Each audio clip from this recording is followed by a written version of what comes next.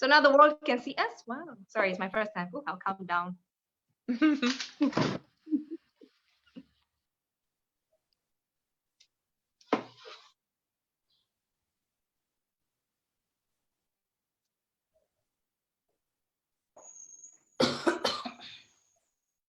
All right, let me just see how everybody looks.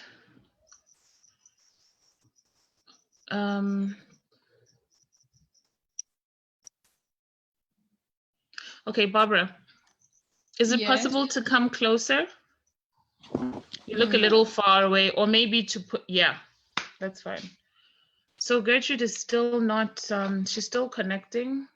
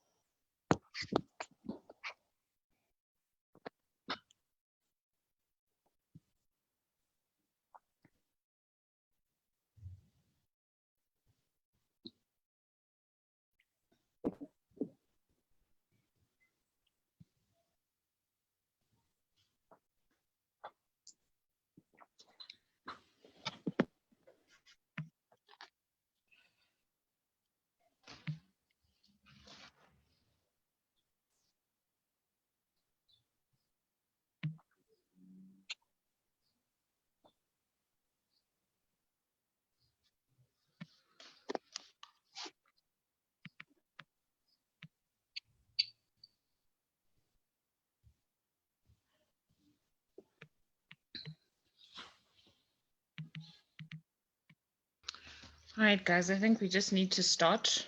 We need to honor everybody who is here on time. And everybody else can join us on Facebook. So hello to everybody on Facebook. Welcome, everyone.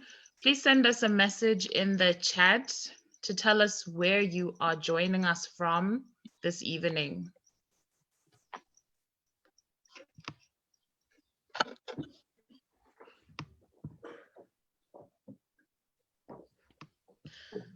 Okay, I see Lee from South Africa. Messages are coming in. I will address them, but in the meantime, welcome everybody. Jenny is joining us from Windhoek. Agatha is joining us from Botswana. Ariane from Johannesburg. Mary from Uganda. Diana from Rwanda. So it's quite a diverse audience that we have here. And if you're on Facebook, please let us know where you're from as well. So welcome everybody. Today is our soul session. Ame from Botswana, Vida from Botswana, and Kim from Angola. Oh. Ladies, this is very diverse. No pressure. No pressure. No pressure. Yari is joining us from Namibia. Okay. Nice. Keep letting us know where you're joining us from. And my name is Christine-Rita Abankwah. I am the founder of Secure the Bag Africa Pan-African Success Accelerators, which is a high-performance coaching platform that brings together speakers, entrepreneurs, coaches, consultants from all over the continent so that we can jointly contribute to the African body of knowledge and share our services, our ideas, and just be phenomenal as a movement. Today, I am joined by 6 ladies. One is still logging on. Hi, Fafa from Botswana, we see you. I am joined by Tabea, Barbara, Adelina, Donna. Gertrude from Botswana is joining us shortly. And I would like to ask each and every one of us to introduce herself very briefly. Who are you? Where are you from? And what do you do? Unfortunately, Honorine Kaze could not join us. She has a family emergency. We should keep her in our prayers. She's in Canada, but she is watching us right now. Tabea, please introduce yourself. Hi there, I'm Tabea Boye. I'm an awareness coach and a growth specialist. I also offer trauma release exercises. I am originally from Germany, but I live in Namibia for the past 25 years, and I'm very passionate about people, the arts, and storytelling. So that's me in a wrap. Thank you, Tabea. Barbara. Hello. My name is Barbara Kambanyati. I am the CEO of Bold Dialogue. We are passionate about empowering women from the bedroom to the boardroom. I'm a social psychologist, a lifestyle and wellness coach. I'm an author, a poet, and an inspirational speaker. Thank you so much, Barbara. Adelina. Hi guys, my name is Adelina Mbekomize-Tenga. I say I'm an economist because that's what I studied in school and that's what my degree says, but I've been in the IT industry for about 4 years now as a client manager. So yes, I'm here to impart any wisdom I can have. Thank you, Adelina. Donna? Hi, everyone. My name is Donna Isaacs.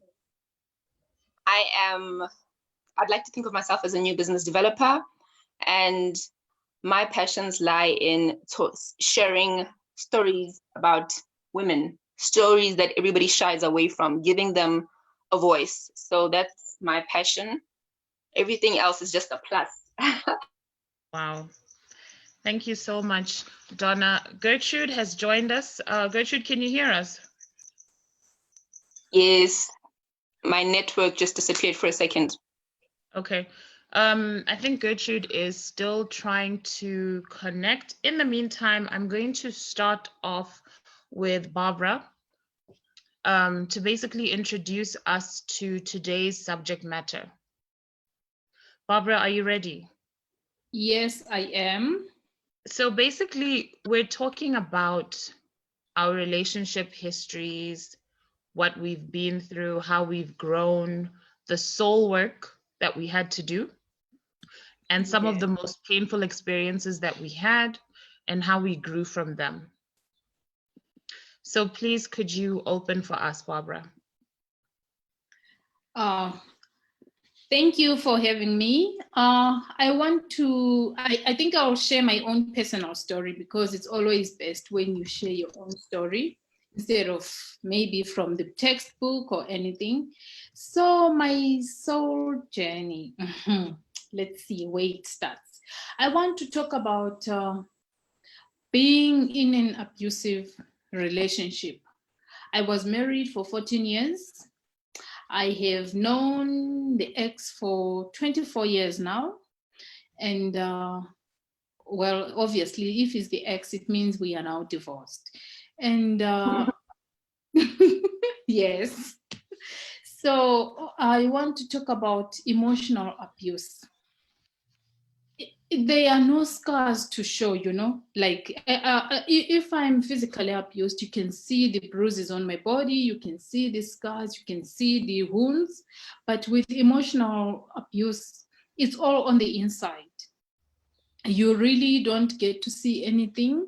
You just see the outside that I present to the world because that's what I want people to see. And that's, you know, it's not easy to go around talking about your emotional scars or what is going on. And what makes it even worse is that as professional women, we want to be seen like we have it all together, you know.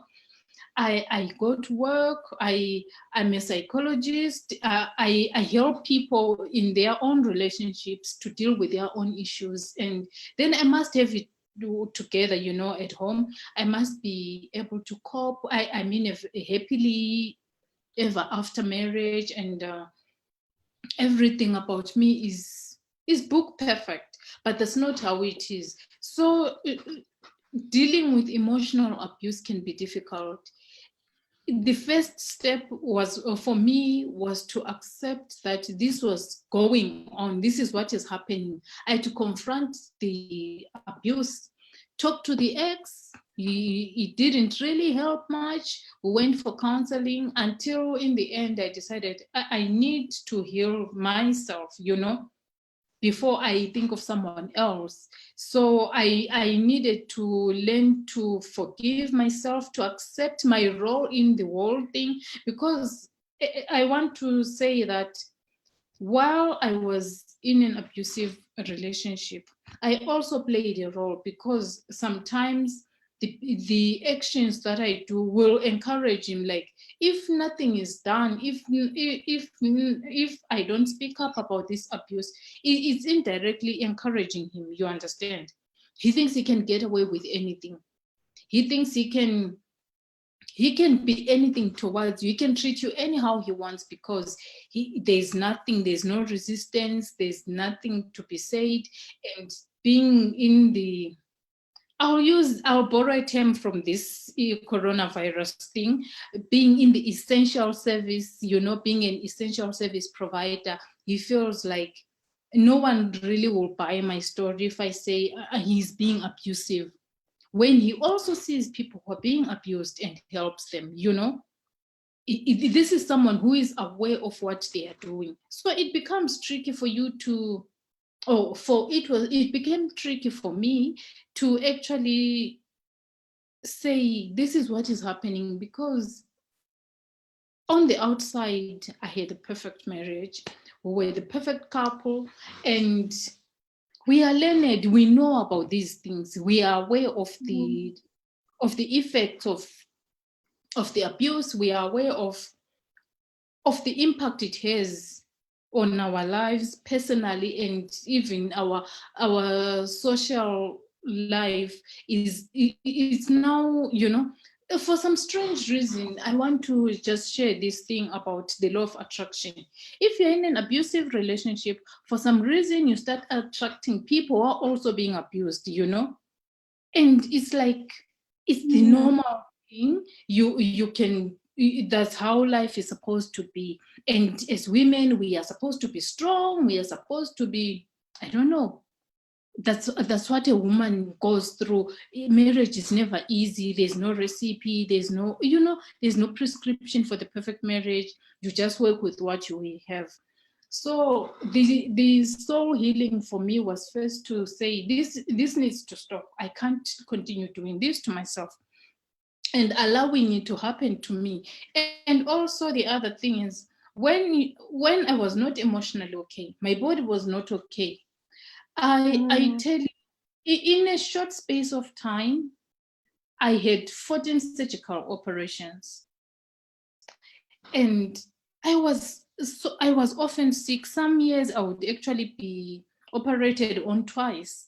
And emotionally, I'm not okay. Physically, my body is not okay, because all this baggage that we carry inside manifests in the physical realm, you know, because you cannot go and get your emotions cut open or removed or whatnot.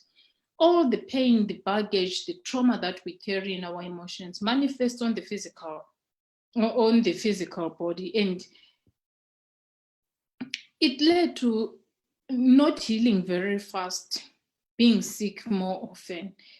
I actually had a room at Rhino Park Hospital. That's how often I was there. Anytime I would show up at Rhino Park Hospital, there was a room for me, a private ward for me. Can you imagine if you now have a room for yourself in a hospital? I think you've lost it, you know? Something changed. It was actually known as my room. It's so weird. But yeah, I have a room at the hospital and the room at home. And then, so for me, the journey had to start with, I need to remove myself from this toxic marriage. I need to remove myself from this toxic environment. It's not working for me. So I'm the one who filed for divorce. I'm the one who moved out of our matrimonial home, because I needed to take care of myself. to be well. I needed to be healed. And then when the body starts healing, then the self-love has to kick in, because there has to be a why. Why are you effecting these changes? If you've been going on, my why now was that I need to be happy. I had forgotten what it was like to be happy. Can you imagine coming to a point where you don't know what happiness is anymore? I had come to that. And for me, happiness is important. I'm naturally a jovial person. So if I can't be happy, then who am I? What am I doing exactly? I needed to change that. My happiness was not going to come from some material possession or from someone being in my life. I had to learn to love myself. That is forgiving myself, allowing myself to heal, going through therapy. And at some point, letting go of certain people, so certain friends who were no longer serving my purpose, because they sort of fed the toxicity of my marriage, and they were also feeding into it as well, because they were also coming from toxic relationships. So I had to cut them off. I had to detox my friendships. I had to detox some family members. I had to detox a lot of things, even certain things that I would have loved to do. I had to change, take a sit back and look at everything and redefine what I wanted to be. And working through that was not an overnight thing. Neither was it just a day thing. It's been a process. I can't say I've really arrived, but I'm in a better space. I can now help people as well, because I even had to stop doing therapy. I figured I am broken. I can't be helping others when I am broken. It doesn't work that way. I needed to to redefine my new why. And my why came in the form of empowering women, because sometimes we think we're empowered, yet it's just academic. I don't know, maybe academically empowered, but emotionally we are not empowered. Mentally we are not empowered. Psychologically we are not empowered. We still remain in relationships or in spaces that take away so much of us, whereby we give and we never get replenished. So I realized my calling was to empower women, to know that it's okay to not be okay. It's okay to say, today I'm taking care of myself.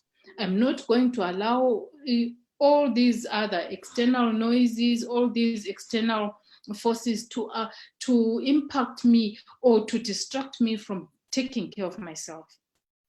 I felt it's important to guide other women to understanding that they need to take care of themselves, because without taking care of ourselves, we can never be anything else. We can never be what is expected of us to others.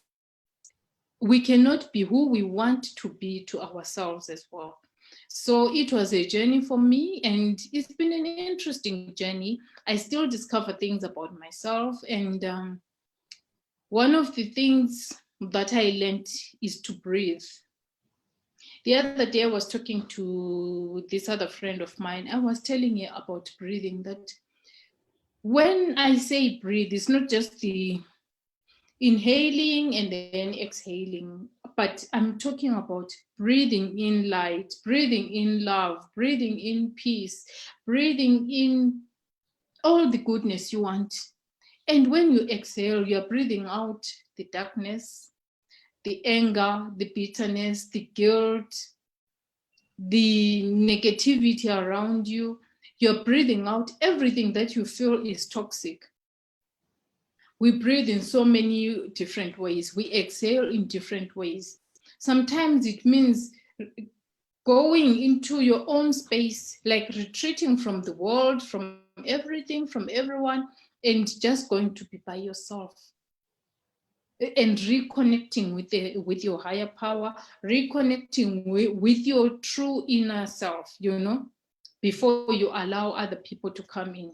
So that was important for me. Breathing, that's one of the things I've learned and I'm practicing, and always being grateful. It's easier to wallow in self-pity, to focus on the negative, to just allow the things that steal our joy, the things that remove our focus from being who we want to be, who we are meant to be, and focusing on the negative, you know, on what's not going right, what's not. It's like if I start complaining about the lockdown, I'm not the only person on lockdown.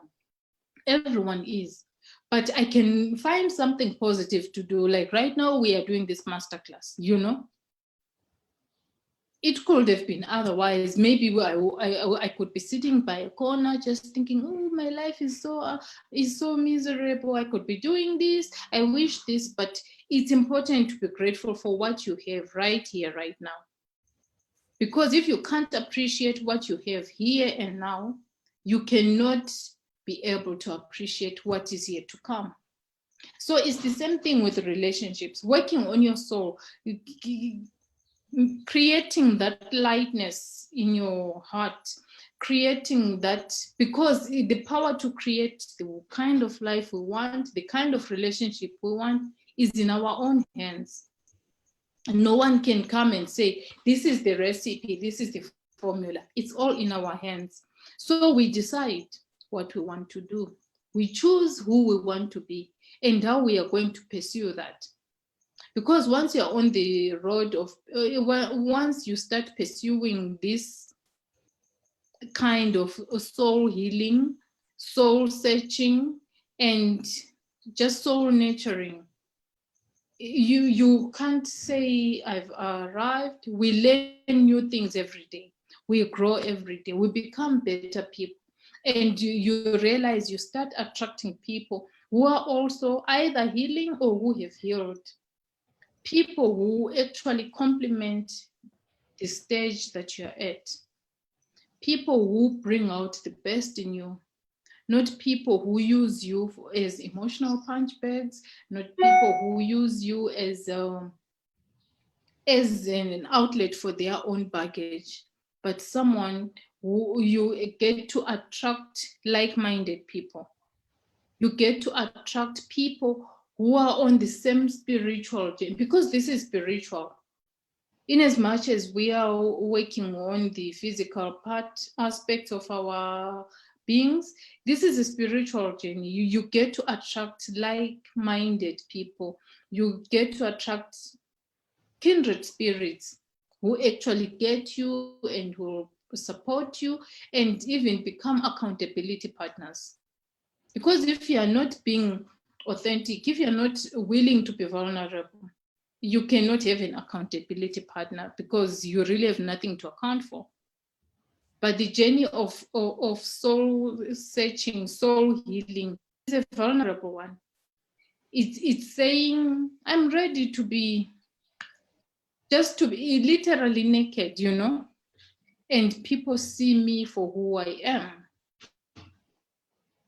No pretenses, no masks covering me up, nothing, just me as I am. Barbara, I'd like to just take you back to when you mentioned emotional abuse. And I see that there's a question already pertaining to emotional abuse being difficult to explain. And what would you consider emotional abuse? I'd like to add to that question and ask, at what point did you recognize it was an emotionally abusive situation? And can you give us an example of a particularly painful incident that made you realize, okay, this is abuse. It's not physical or anything else, but it's still abuse? I can think of a number of examples, but okay, the first time that I was actually shocked because it had never happened. It's like, all of a sudden things just changed and I wasn't prepared for any of the changes. It was on the eve of my birthday. I love my birthday, like really, really love my birthday. I make people spoil me by giving me their bank cards, and I go shopping, they buy what I want them to buy me, so everyone is happy.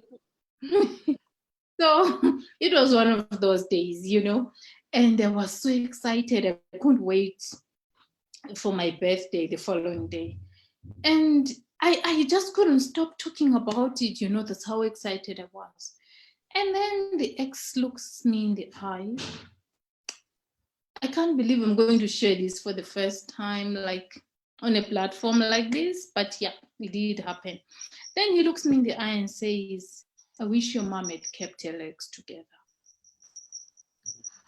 I was shocked, I was devastated, I was extremely hurt because not only was he insulting me, he even included my mom in this. And my mom is late now, and you know, that woman never did anything to hurt him. She loved him like her own son, you know. It broke my heart. It just killed the excitement for my birthday. I was not happy. I was really, really heartbroken. And then I remember on my birthday, I don't know, I think he went on that day or whatever, and he gave me this diamond pendant. I hated that thing. To me, it represented a blood diamond because it was like, you insult me, you insult my mother, and then you think you can buy me with jewelry. And that was in 2014. You know, it took weeks for the shock to wear off. I was just moving like a zombie, going through the motions of the day, what is expected of me. And I remember when I asked him, how could you say that to me? And he tells me, the problem with you is that I can't take a joke. How is that a joke? Was I supposed to laugh at that? Was I supposed to be happy that he had said that? I was so confused. So maybe I think 2 weeks after that, I realized, oh my goodness, this is the worst kind of abuse. I mean, I can't say I'm hurt. He's so, I don't know, it was so vile, you know? And for someone who claims to love you to say such words, it broke me. And then I started noticing a pattern that he would say things, then buy me some stupid, expensive gift, and then tell me I don't know how to take a joke. I believe I'm a funny person and I have an appreciation of jokes and funny stuff. So I know how to laugh at funny things. I do get jokes, but that was abuse. It kept going on. And there was this one other incident where we were walking and then this man grabbed me. He was there and he told me, well, it's because of those shoes you're wearing. Apologies, I'm being disturbed. Please go. Thank you. And he blames me for this man groping me in front of him, and he says it's because of my shoes. It doesn't make any sense. And he refused to do anything. For the first time, I felt so alone, yet I was married. I had someone, but I was alone. It's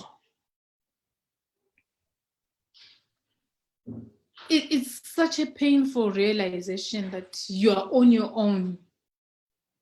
You have your own back. Nobody else is going to look out for you. I remember that when I started taking kickboxing classes, I figured if no one is going to protect me, if nobody is going to defend me, I might as well do it myself. And I keep getting disturbed. It's Mother's Day, so the house is full of people. before. I'm sorry. That's okay. Just continue. It's all right. Yeah. Okay. I started taking kickboxing lessons because I realized I have to protect myself. Well, now I felt I'm not even safe from him. If he can allow and watch some strange man, he seemed like a homeless man. He was so filthy and everything. If he can stand there and watch me being groped by this strange man, and he's okay with it, and he just tells me it's because of your shoes, that's why he's groping you. Like, I didn't feel safe from him or with him. And I couldn't trust any other person out there. I was now suspicious of everyone, that people are out to get me. So that's when I started that's when I started my self-healing process, the soul healing process, when I started taking kickboxing lessons. And the abuse kept piling on, and it was crazy. Until I remember I had to move out of the master bedroom, and I moved into one of the spare bedrooms. We no longer lived together, and we just lived together but alone. We were like housemates or roommates, I don't know. Until I couldn't take it anymore, I had to get out of the house. But yeah, I think those are the examples I can share now about the abuse. Thank you so much for that, Barbara. I just want to read a quick definition to support everything that you've said. So emotional abuse is any kind of abuse that is emotional rather than physical in nature. It can include anything from verbal abuse and constant criticism to more subtle tactics such as intimidation, manipulation, and refusal to ever be pleased. It manifests in so many ways. There's gaslighting, which your ex-husband did to you, which is basically to make you think that you're crazy or something is your fault or your concerns are not valid, or maybe you are the one who has decided to create a scenario. So first of all, I just want to welcome everybody again. I'm going to take the last question before we move into the session. I want you to know that a lot of the conversations that we're having today are heavy. This is going to be a long session. It will be over 2.5 hours. I just want to prepare you for that. If for whatever reason you cannot last the duration of the session, feel free to join us on Facebook any other time, because I'm going to leave it there. I just want to address this quick question. Can a lack of doing something be emotional abuse? For example, you love being spoiled on your birthday and your husband chooses not to do it. In my opinion, it is abusive because, you know, you show love to people, not just for yourself, but because you want them to feel loved. So why would you withhold that? That is also another emotional abuse tactic. Withholding love, stonewalling, refusing to communicate, refusing to acknowledge somebody's desire to communicate with you. Yari just asked a question, and she said that Barbara is indeed a strong woman. Is she based in Namibia? She used to be based in Namibia. She's an author. She's written extensively. She's very open about what she's experienced. What she didn't touch on was her battle with cancer, going through all of these things and being a cancer warrior. So Barbara, thank you so much for being open and vulnerable with us. I just want to ask each one of the ladies in 60 seconds or less to recall an incident of emotional abuse that you experienced. Emotional abuse doesn't get enough attention because we think about being beaten, you know, but emotional scars are actually very deep. Barbara has shared with us what it's like to see your partner just stand there while you're being abused and then reflect it as being your fault. Could you maybe start, Tabea? Yeah, I had a similar experience like Barbara, where my husband was just looking at things unfolding. But what he would also do, he would deliberately look after women in the streets and then just give me a quick look. Yeah, you look also good. So it was this deliberately breaking down. He would also tell me, people are saying X, Y, Z about you, and it would really hurt me. And I had to find out these are all lies. He was basically deliberately trying to break me, to keep me small. Thank you, Tabea. Donna. Can I keep my video off? I think I'm struggling with network here. That's okay. Okay, so I think for me, this particular incident, I had just had surgery, and it was the day on which he went to fetch me from the hospital, and I came home. Within 30 minutes of me being home, and I've had many surgeries. I know I probably chatted with you about that, but it was surgery, and it was in the womb. I was home 30 minutes. He decides he's about to leave. So it's just me and him, and he decides that he's going to leave. He gets ready to leave. Doesn't give me an explanation of where he's going, if he's running an errand or anything like that. So I asked, are you honestly going to leave me here? I could barely get to the bathroom. And then he just lost his mind and just told me that, you know what, he's not, he's not my father, he's not my parent. And a few days after that, I recall him saying to me, I don't know what we were talking about. And we had a silent moment, and he said to me, I signed up for a lot of things when I got married, but I didn't sign up for being with somebody that's obese. Wow. So, yeah, so that for me, there are a lot of incidents. When you always look back, there's so many signals that actually show you, when you go back, it's so difficult to pick one specific event. Thank you, Donna. Adelina. Yeah, something just came to my mind, like what Donna says, when you start looking back, and that's when you remember all these incidents. I remember with my ex-boyfriend back in university, what he would do. Actually, I think for most of the duration of our relationship, on his laptop, he had a poster of another woman. And not an ex-girlfriend, it was Trina. I don't know if you guys know the rapper Trina, but half the time she's half naked.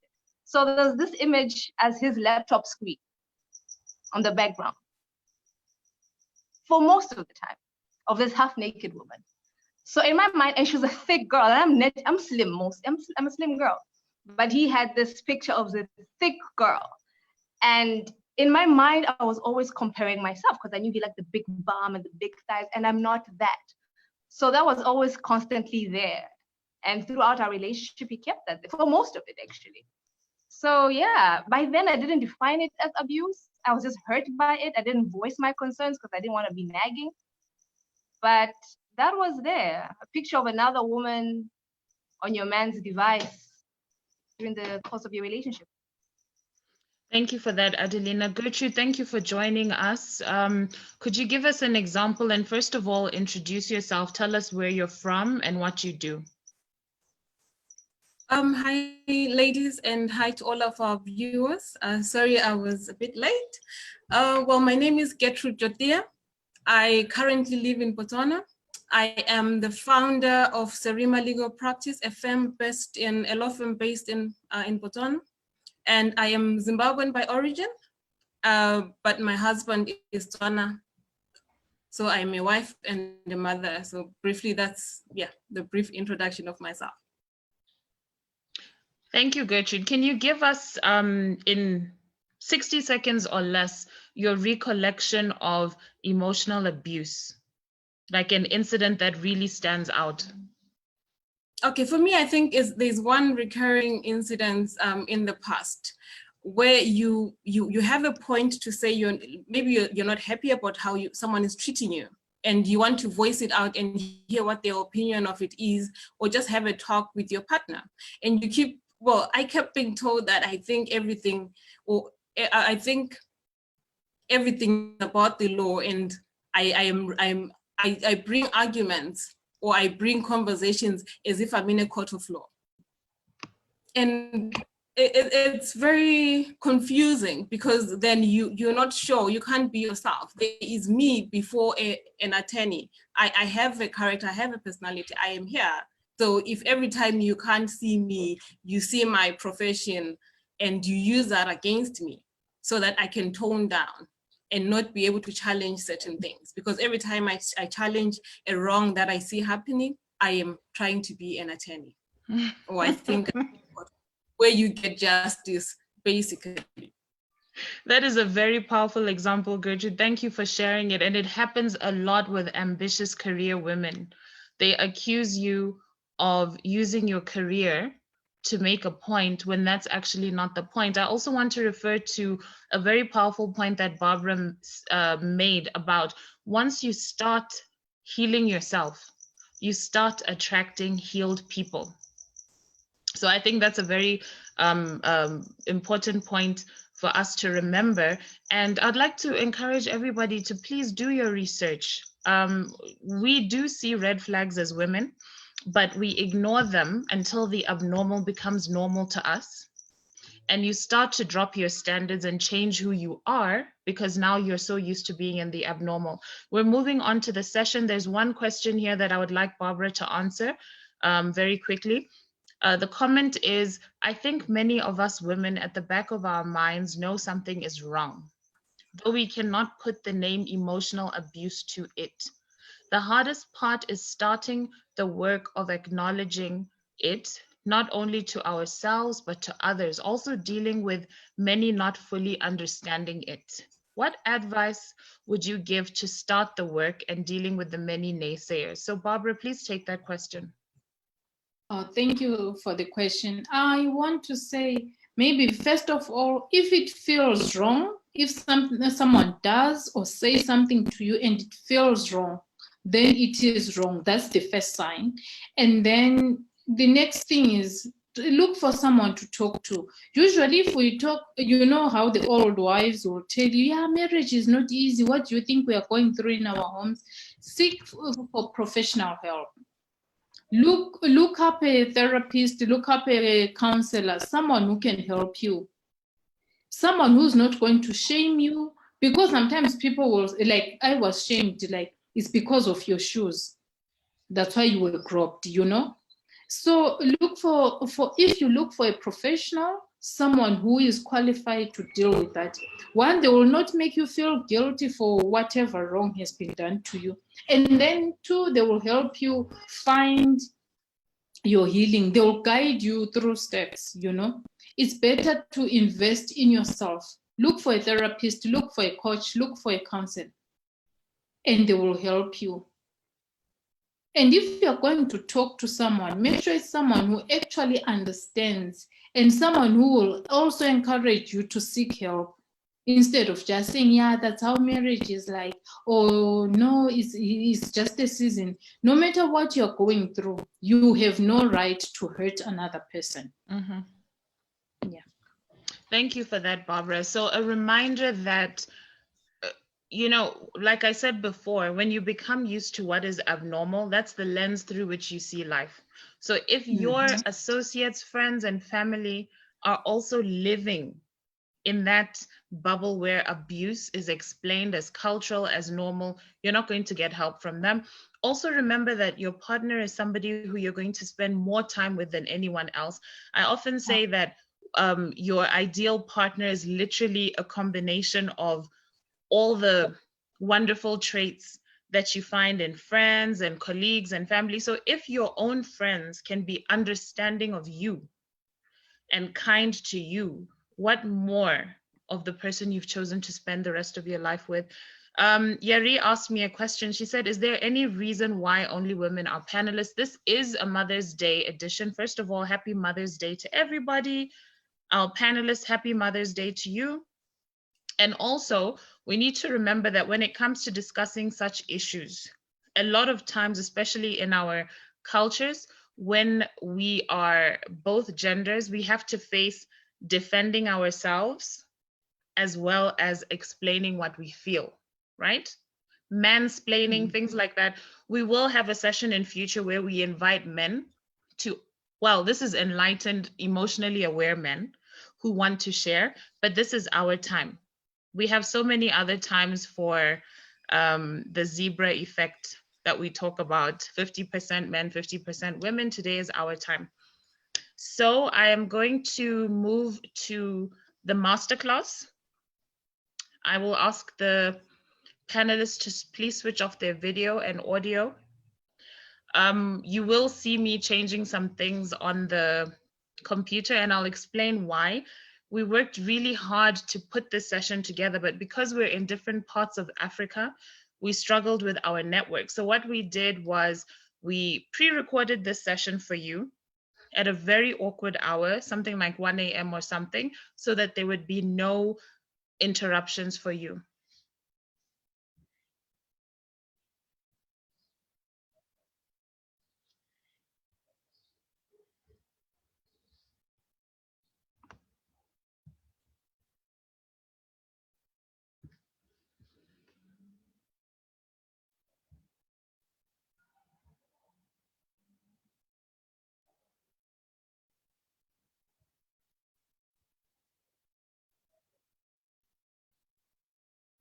Right, so ladies, let's get into it. We're going to be talking about soul work, healthy relationships, and basically loving ourselves to get to the best place for us as women. I'm going to start off with you, Tabea. Please tell us about yourself and just give us an introduction to what you've been through as a woman in relationships.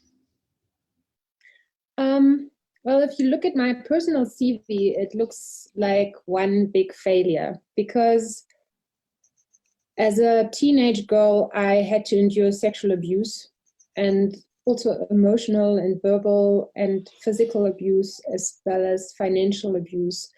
And one common theme in my life was actually abandonment. So at the age of 20, I was so beautifully broken that I simply ran into my first marriage. It made perfect sense to me, since the love and protection in my life was taken away from me from the outside. I tried to replace it from the outside. So marrying first best partner seemed to be like a good idea, but it wasn't, because he was a narcissist. And I had 2 children with that man, and after 10 years, I had to take a decision. Would I either die internally or would I get a divorce? So I chose the divorce. But I ran immediately into the next relationship, which turned out to be my second marriage. And it wasn't happy. After a few years, I discovered that I was sitting with the same problem. And that's when it dawned on me, it might not be the men that are the problem, but I might have a problem, because my 2 partners were completely different. So I divorced again, and I ran into the next relationship, because in essence, I was so scared of being alone. And this relationship was completely abusive and dysfunctional. And after 2 more years, I finally had the guts to face my core fear, which I thought was being on my own.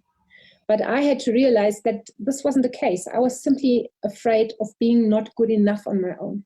Because if I wouldn't make it, if I would fail, it would have meant that all the people in my life that have ever treated me like scum, have ever treated me badly and hurt me, were right.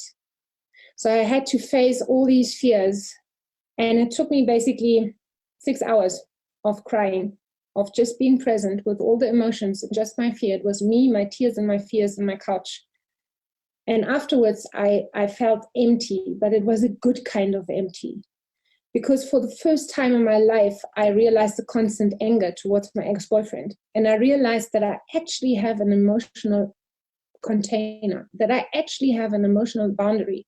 Because due to all the trauma that I suffered in my life, I basically stopped feeling myself. And when I realized that I can actually feel myself and contain my emotions, that was my game changer.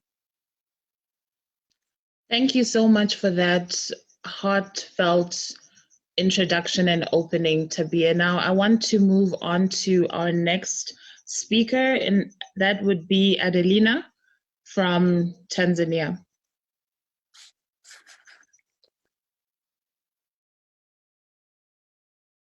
So my experiences with relationships have been you know those Google articles that always say that people have like 3 love of their lives. There's the first one that you meet, it's love at first sight.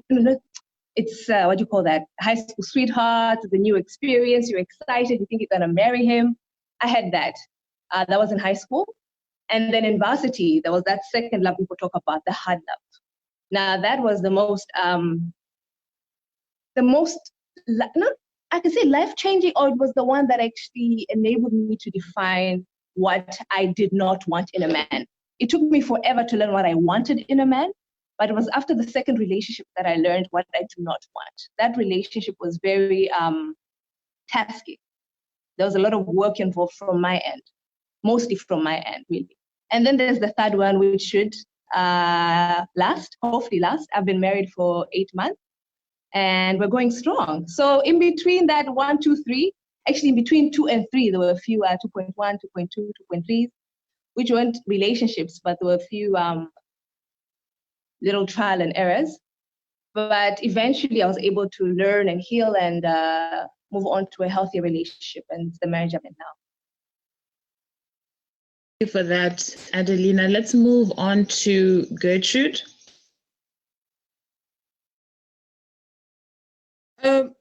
My journey to finding love and happiness was a bumpy ride. Disappointment, emotional, financial abuse became a thing or a pattern. Being cheated on, and it took a long time to get out of this pattern because it seemed to repeat itself. So it was as if I was dating one person, but over and over again. So I would leave one relationship and think I'm getting into another relationship, but the pattern is the same, and it seems like I'm still dating the same person. A lot of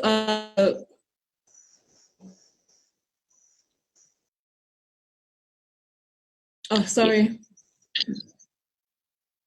That's okay, Gertrude. I think that was a network freeze. Please continue.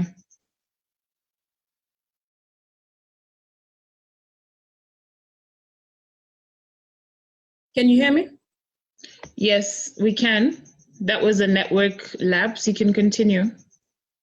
Okay, so I found myself attracting emotionally unavailable men in most instances, and I had to reflect and look back at what the problem was, and I realized that I needed to work on myself and to be ready to be in a relationship. Only after that self-reflection did I finally meet the love of my life, which whom I am married to now. Great.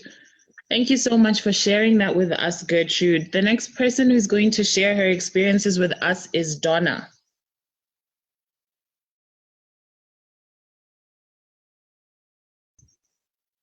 Okay, Donna.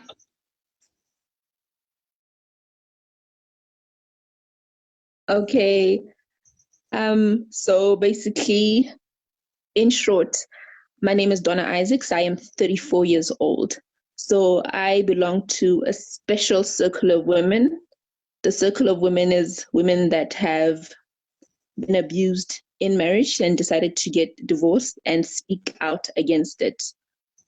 So I think one of the things that you would think ordinarily a person would know about themselves before they make any large or life-changing decisions is you think they would know themselves very well. So throughout my journey up until now, I realized that when I got married at 26, I really didn't have a great sense of who I was.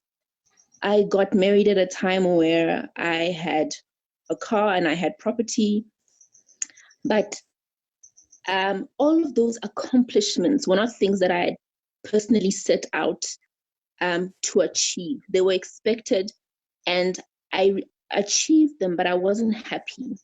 So I think one thing that I look back from younger years, from teenage years, I had an element of sadness that I did not have language to articulate, which now I do think I have. So I got married at 26, and within the marriage, I had a child. And because I grew up in an environment where there was no conflict, when I say there's no conflict, I mean, I've literally never ever seen any two adults ever screaming at each other. So you're thrown into this environment where, first of all, you know yourself very well. So you are very limited with regard to trying to figure out who somebody else is. I didn't have those life skills.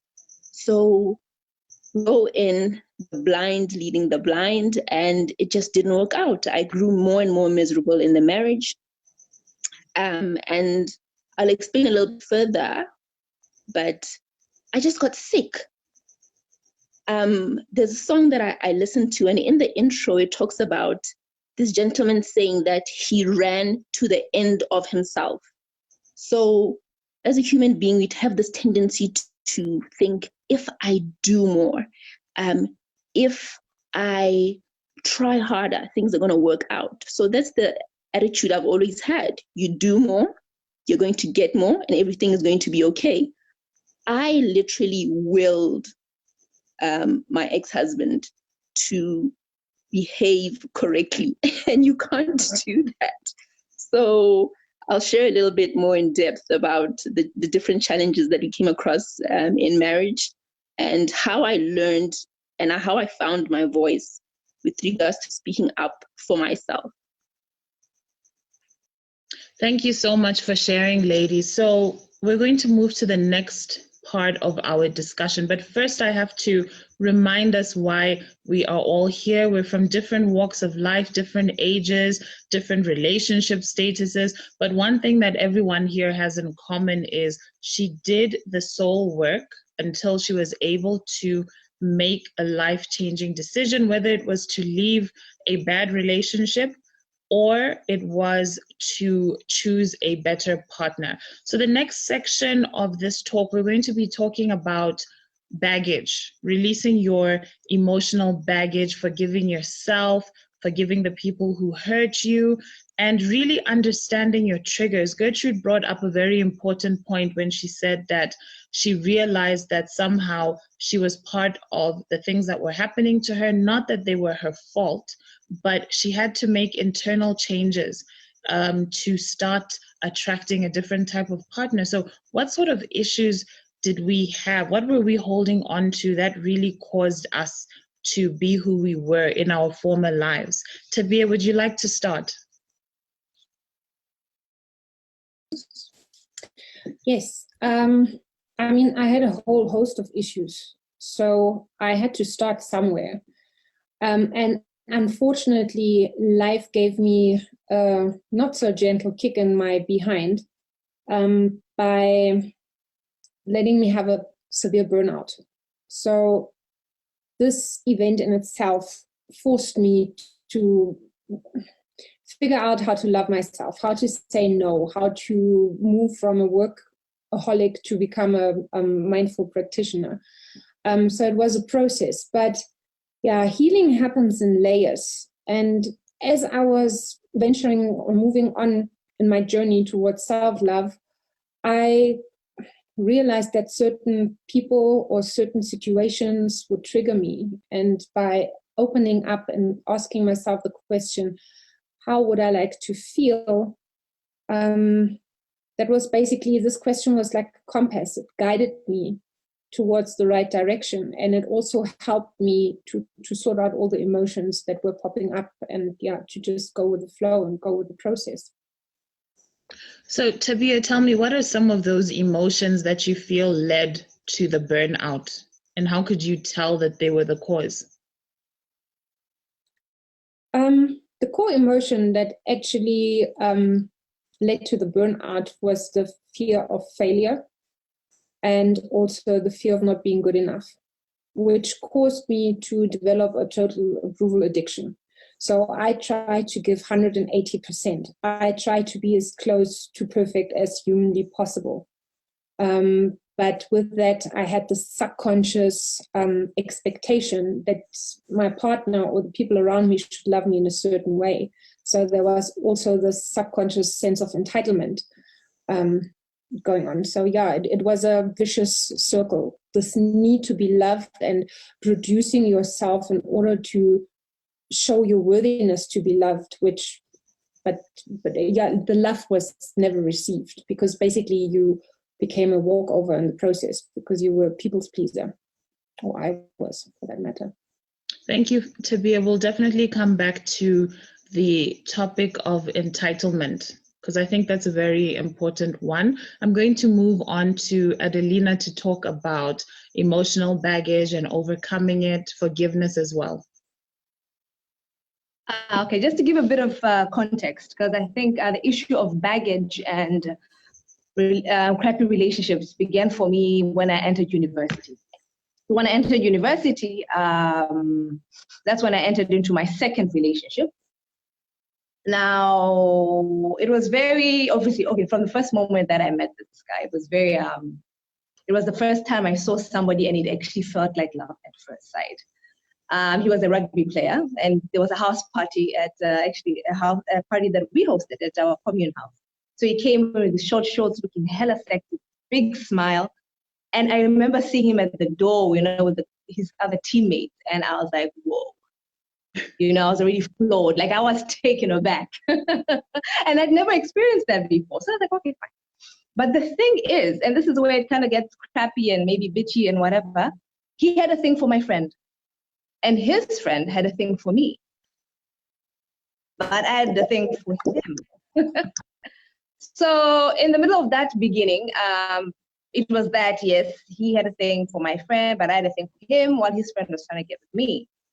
So it started like that. And I think he found out that I liked him. And I think for the longest time, he was trying to get with me and my friend. And unfortunately, that actually caused a wedge between me and my actually best friend at that time, sadly. It was a big wedge because I felt we were meant to be together, and whatever that meant at that time, honestly.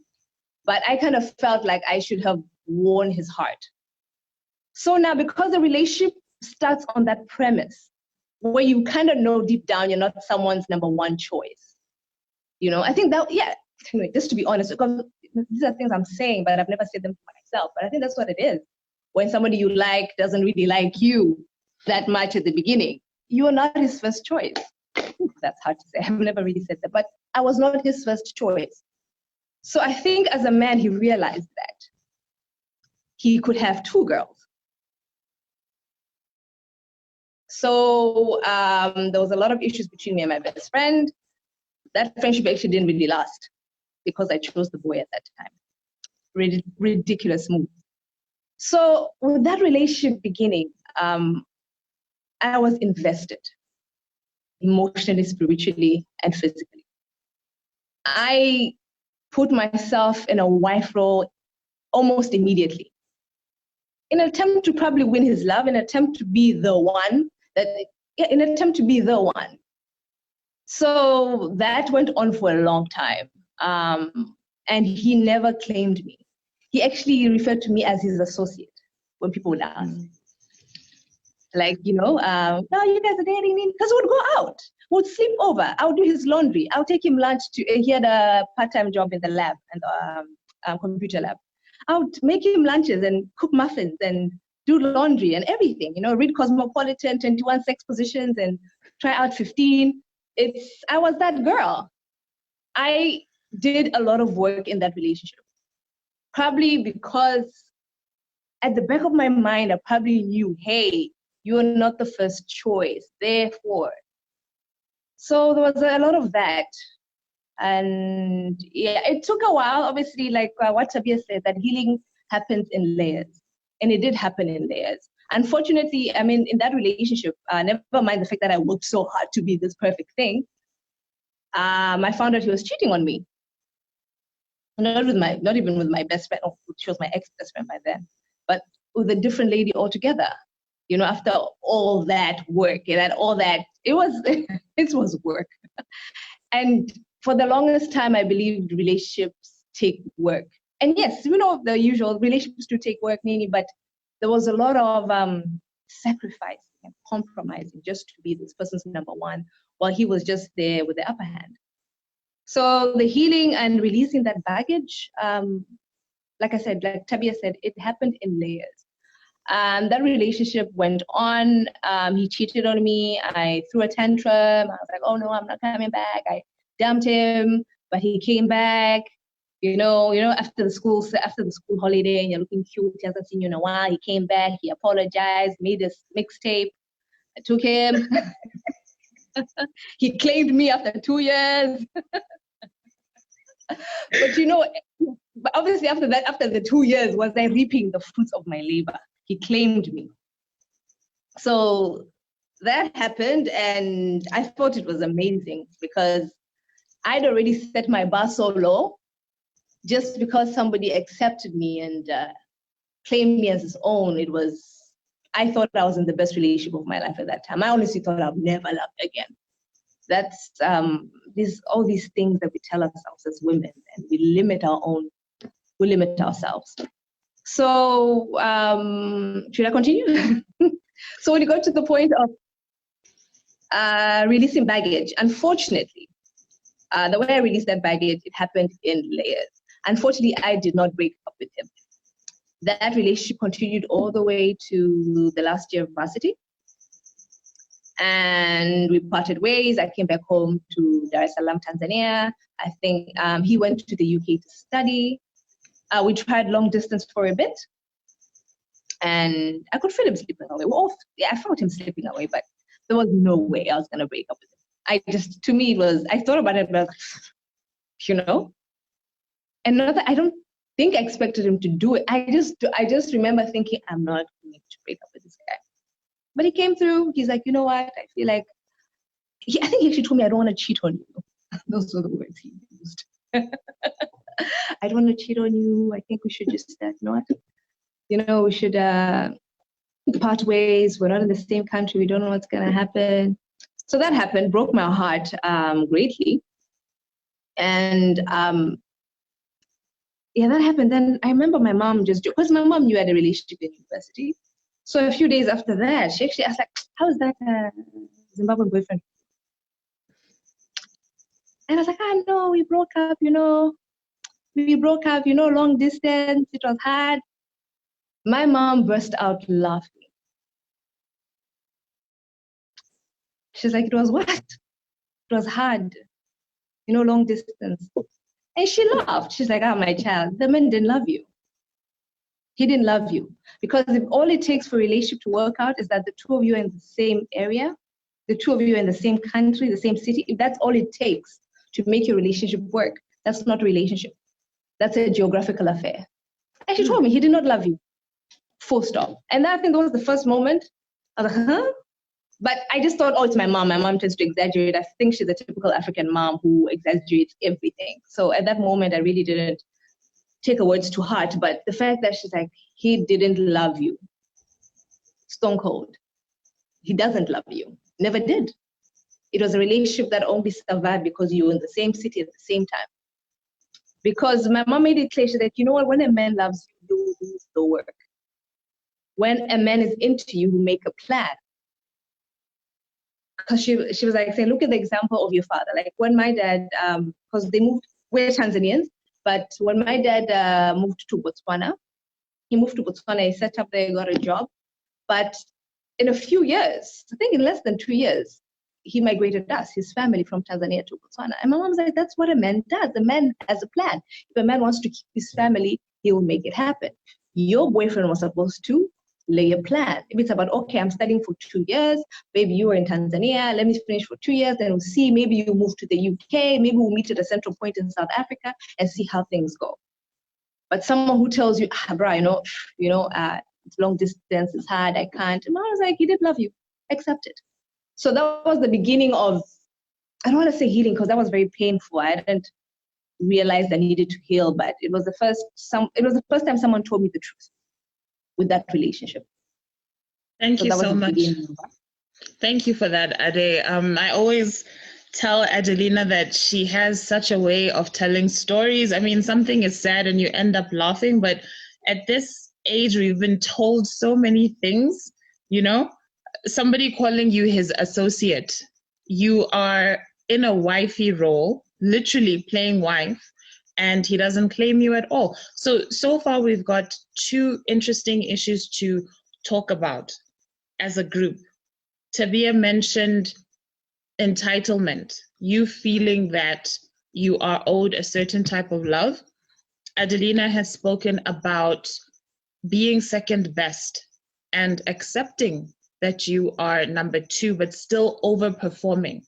So I'd like us to now move to Gertrude to share some of her experiences with us. Okay. For me, it came to a point where I needed to have a conversation of truth with myself. And the first question that I asked myself was, who was responsible for my heartbreaks? Because it's easy to blame the next person. It's easy to always find fault outside than it is to find fault within yourself. So I had to ask myself who was responsible for my heartbreaks, and I came to the conclusion that I was. And I will explain this just briefly. It was a process that I had to take for me to release the baggage, because I looked at the reasons why I found myself in the same situation over and over again. I think sometimes we set ourselves for disappointment. You move in a direction knowing very well how it's going to turn out. You've set expectations on the other person, and when they don't come through or they don't meet your expectations, you are disappointed. But you're actually disappointing yourself because you set those expectations. They never set the expectations themselves. So you forced your expectations on the next person. So that was the first thing I realized, and I had to deal with. I also realized that every relationship maybe that had failed was a reflection of the relationship I had with myself at different points in time. And for me to be able, maybe the parts of myself that maybe I ignored and maybe I refused to believe, maybe I was just in denial at some point. But I had to be honest and brutally honest with myself. And for me to be able to move past it, I had to forgive myself for disappointing myself, for letting myself down, for setting my standards so low, for setting myself up for the disappointments that I, for some time, blamed the other person for, when it was me that set those standards in the first place. But I also realized that for me to move past everything, I needed to forgive the person that I thought had wronged me. Because don't get me wrong, in a relationship, there's two ways. We both have a part to play. My part to play is what I'm accounting for, is what I'm accountable for. But I can't be accountable for the other person. So how they deal with their actions is actually absolutely on them. So for me, I had to look at what I had done, my contribution in terms of coming to this heartbreak or this disappointment. So I looked at myself and I realized I actually set myself up for disappointments because I created these expectations and expected someone else to be able to fulfill them. And I think one thing is certain, men are very clear about what they want. If they start off with you in a certain way, they're always honest to themselves. But I find that sometimes us as ladies, we think we can change someone. Or maybe with time he'll be better, or with time I'll make him better, but you are not responsible for changing the next person. So I had to realize that I was responsible for me. And all the changes I could do were within. They could never come from outside. And I had to forgive myself because I had let myself down so badly. So once I forgave myself, I took the next step now to forgive the next person so that I don't have their baggage or the dark past hanging over my head, because I needed to step into my bright future. So for me, that was my process. And the process is not a like the other ladies have stated, it's not a single step that you take. It takes time. It's a journey that you begin, the journey of unbecoming, because you've become so many things in the past. You've become so many things, and it's a journey of unbecoming all those things so that you realize yourself, you realize your full potential, so that you reset the standards for yourself. So for me, that was it. Gertrude, very quickly, I just want to ask you, can you give us an example of a time when you let yourself down, and what standards are you talking about? Okay, which example comes to mind? Okay, so at some point I was in a relationship, but when a man wants to be with you, to communicate with you, there are no excuses. They find time, they make means. It always is easy. But when someone starts hiding behind other things, oh no, I'm too busy at work, no, I couldn't take your call because of this, and you allow it. So letting yourself down is because we don't get what we ask for. We get what we give in life. So if you give someone that role or that hold over you, that they can take you for granted and it's okay, and you'll still be waiting for them after they've finished all the busy things that they are doing, then you are setting yourself down. Your standards are low at that point because they can walk in and out of your life as they please. You are not a priority in their life. And for you, you've made them a priority. So that's one of the examples I can give you. Where you are not a priority in someone's life, they do whatever they do. They are busy however they are busy, but you're always there. And when they come back, you understand that they've been busy, as if we're not all busy, but we make time for the things that we care for and for the people that we care about. Thank you so much for that, Gertrude. Donna, let's hear from you.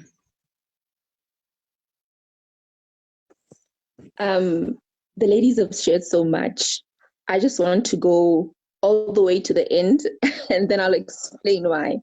When you talk about releasing baggage, I think for me it happened in two ways. I basically allowed myself to be preconditioned into thinking that I aspired to a specific lifestyle or I aspired to specific goals.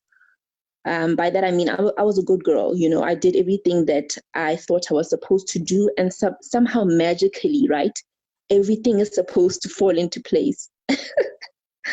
Life is not like that. Life is not fair. So that was one of the things that you need to know about me.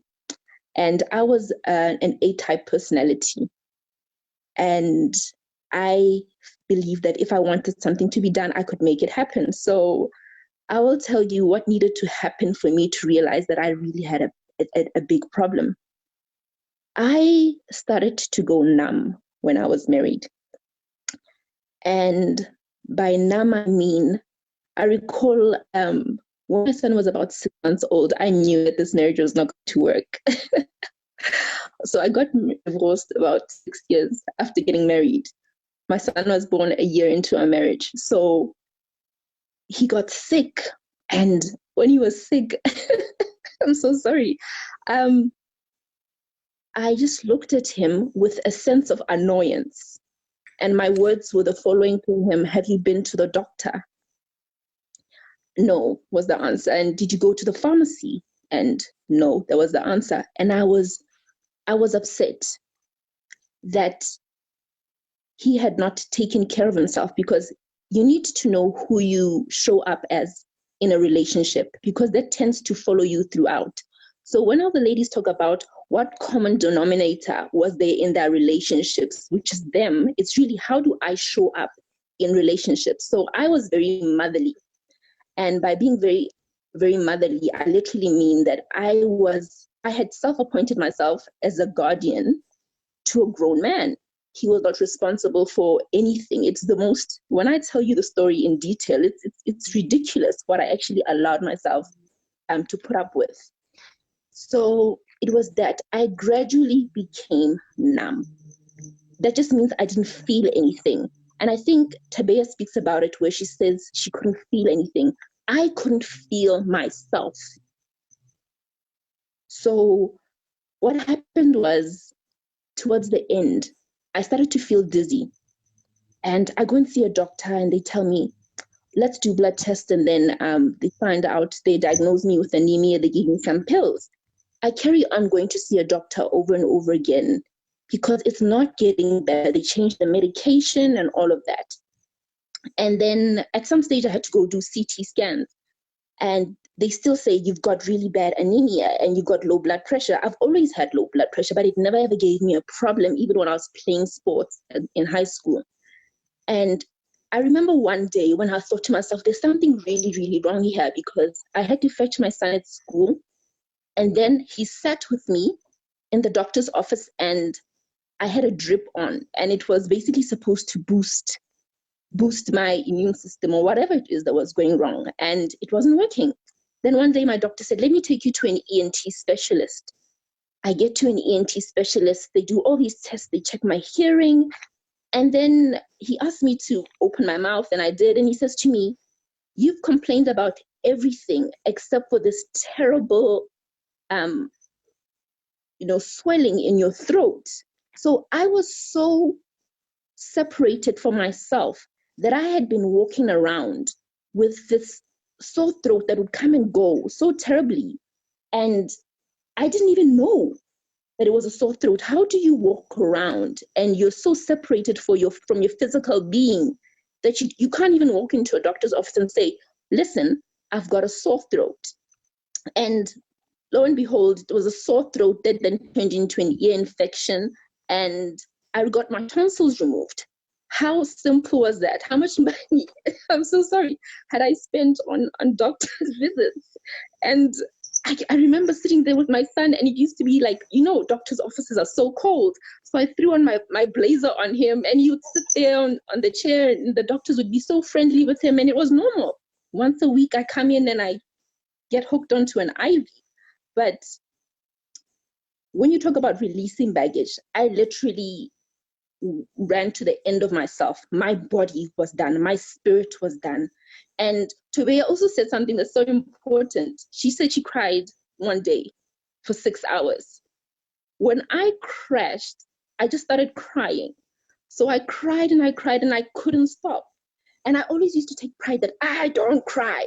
I was one of those women. But I cried and I cried, and then I realized, hang on a second, there's a problem here.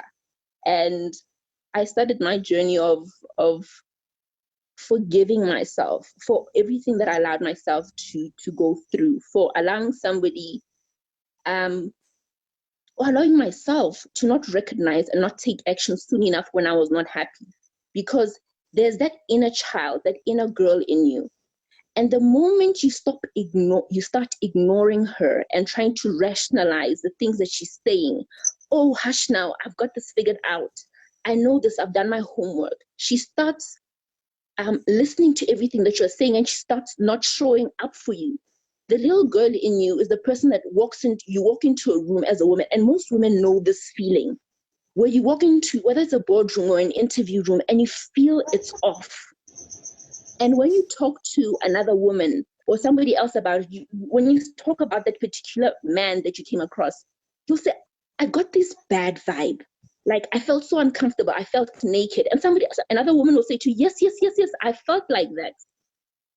When you don't listen to that person that's supposed to help you navigate through life, you take away her microphone. She doesn't act as a filter for you anymore. There's nobody to second guess you or to give you a check to say, hang on, don't be so comfortable around John or Peter. So I started seeing a therapist, and my first one, I know I'm going on a little bit long, was a white lady.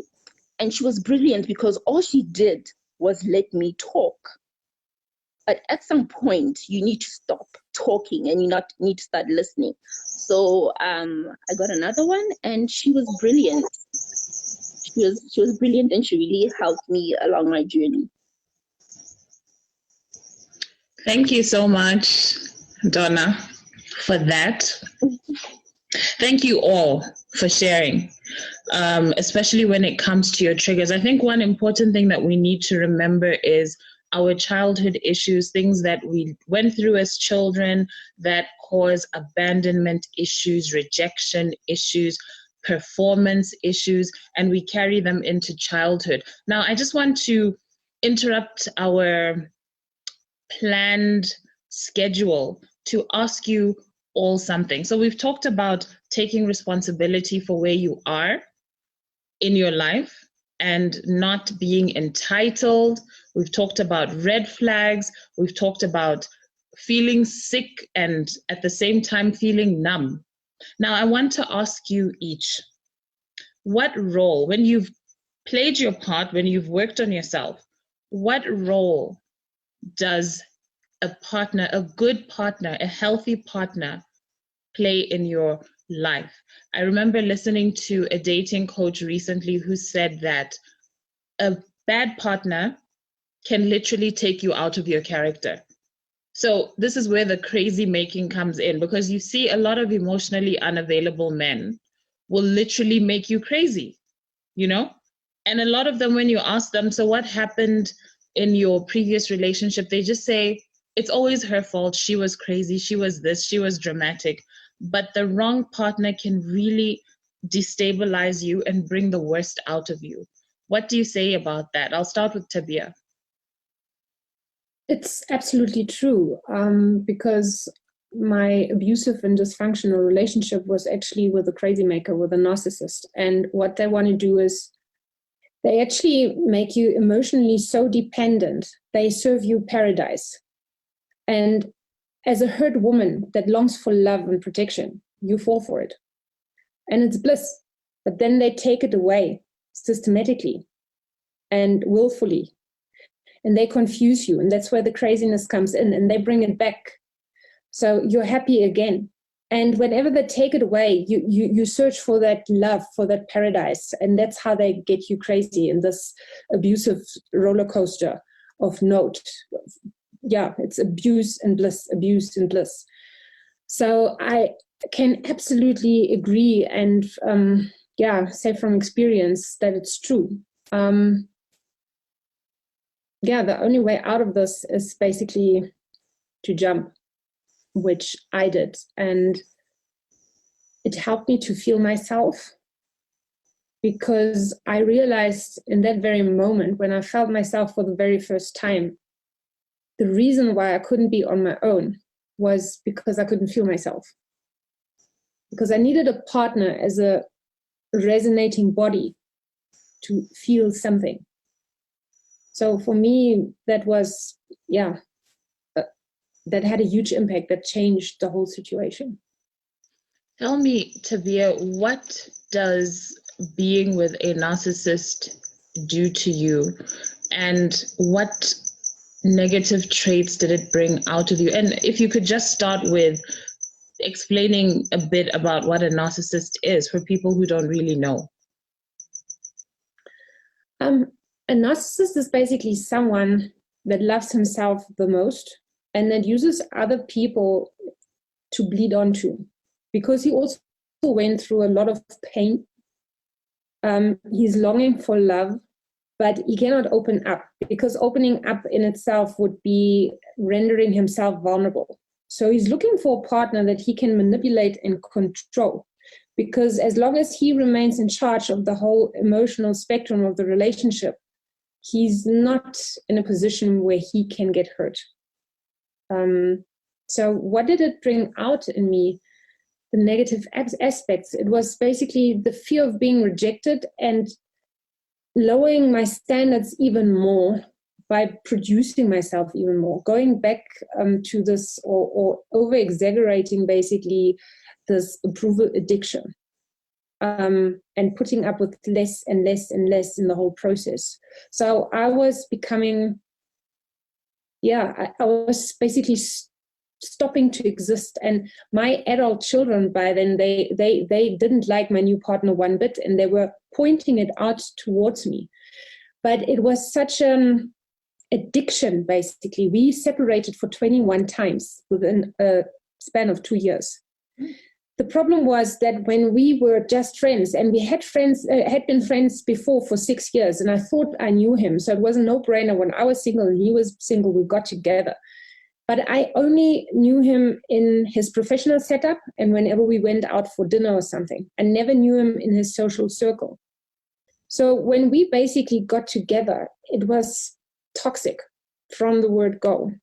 And now I forgot the point that I actually want to make. Can you please get me back? I was asking what negative traits the narcissism brought out of you. Yeah, so several people, actually, even my father, when he visited and he observed the craziness of this whole relationship and how he was working me up and how I was suffering, people couldn't reach me because I wasn't ready. And that's the other thing. You need to get to a certain point where you are ready to learn. Like, you can read a book today. If you're not ready to get the message, you will not get it. And the turning point was for me when he had asked me to basically move in with him. And I had sold my house. It was a mathematical equation. At that time, it made more sense to sell the house. The moment the ink was dry, he started with this nonsense again. He started drinking again. He had an alcohol problem, which I didn't know of. And I'm not a quitter. I hang on to people. And he became verbally and emotionally abusive. And I realized that each and every time he went out drinking, I became more and more afraid. So the third time this happened, I also had to fear for my life in one incident. So the third time he came back home, I realized that I'm afraid. And by feeling this fear, I just knew that whenever he feels that fear, or as soon as he feels it, the physical abuse wouldn't be far away. And that was the absolute red flag for me, my fear of meeting him, of him coming home. That's when I realized I have to leave this relationship because otherwise I'm completely lost. I wasn't in the financial position to do it, but I just did it regardless. Thank you, Tabea. And just very quickly, could you enlighten us about what performance addiction is and abandonment fear and how they manifest? Performance addiction or approval addiction is basically when you try to be as close to perfect as humanly possible, because you want to prove your worthiness. You want to show someone else that, hey, I'm close to perfect. You have to love me. You have to accept me, basically. And what was the other thing? Performance addiction? Abandonment fears? The fear of abandonment. Because, look, if the very people that are supposed to protect you don't do that, if they basically turn against you, if they abandon you on various occasions, again and again and again, you try to make sense of that as a child. And the only way you can possibly make sense of it is by subconsciously telling yourself you don't deserve it any other way. You're not worth it. You're not worth it to be treated any better. So you try to overachieve. You try to prove yourself on a constant basis to other people so that they please love you. But by doing exactly that and not saying no and basically slaving yourself away for other people for a little piece of love, you just achieve the opposite. So it's a vicious circle, and it just gets worse and worse. And my last relationship was basically throwing it all at me and saying, hey, can't you see it? Because here's the thing, if you don't solve a problem, life will serve you that very same problem over and over again until you learn it, until you solve it, until you're done and dusted with it. It might have a different name, but in essence, it's the same. Thank you, Tabea. So basically, lessons repeat themselves until they are learned. And we really need to be self-aware and understand where some of our triggers come from, because they manifest in terrible ways at times.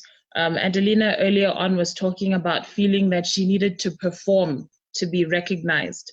And, you know, I'm sure she'll share with us how she overcame that. And realize that you are enough as you are. You don't have to overperform, and you do deserve to be fought for. You don't deserve to be abandoned. Adelina, please tell us more about your view of the role a partner plays.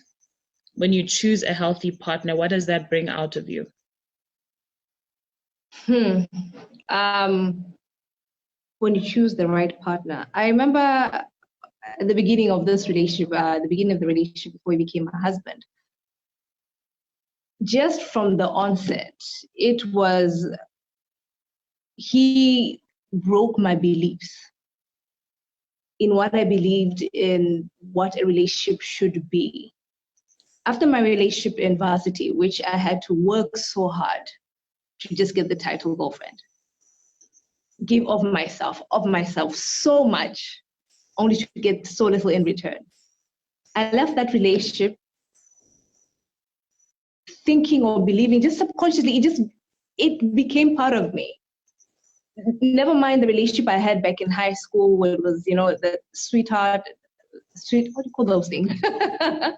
High school sweetheart. High school sweethearts and whatnot. It was dreamy, it was nice. But as soon as I moved on to varsity, and because that relationship was so impactful in my life, I felt it was a part of me. It went all the way to my core. When I left that relationship, I left along with the beliefs that you must work hard for love. I didn't say it verbally, but I remember when I met my now husband, and we met, and it did take time for him to reel me in, but I'll never forget by the time I gave him a chance and he just revealed what he felt for me. I just remember being shocked because I had done nothing.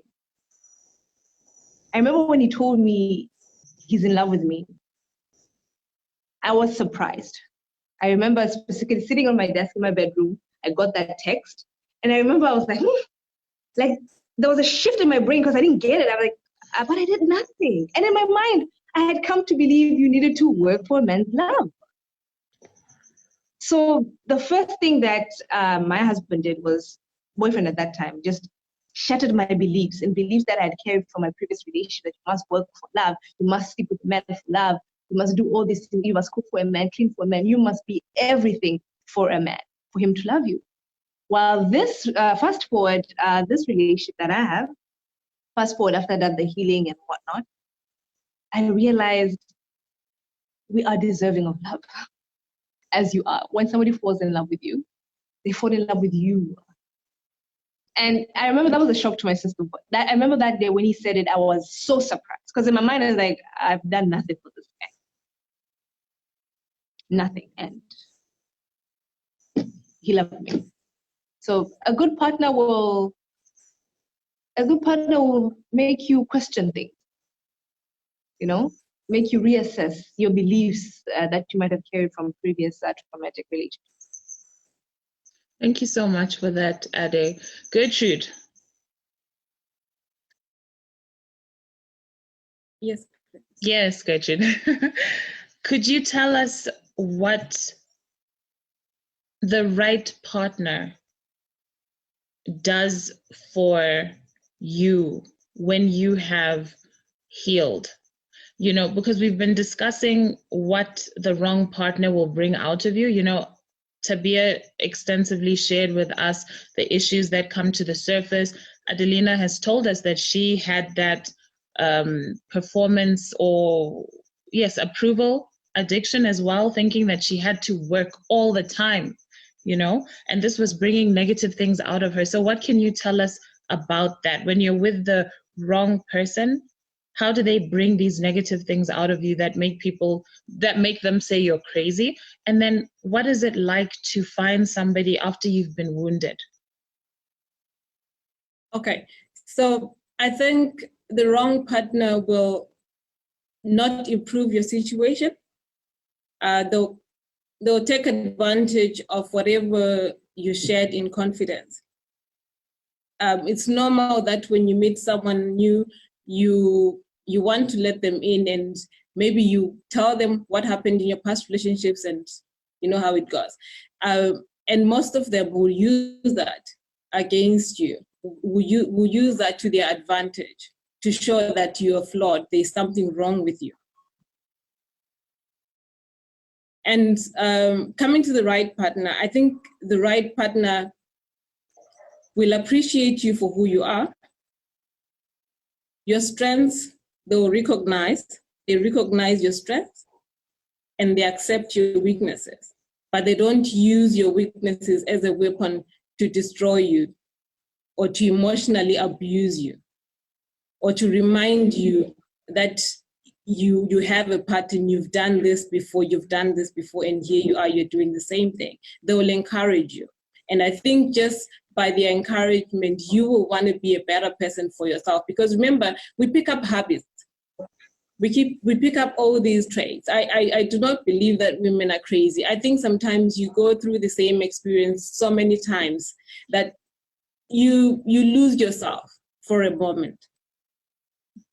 And unbecoming all those layers and all that baggage that you may have carried over takes time.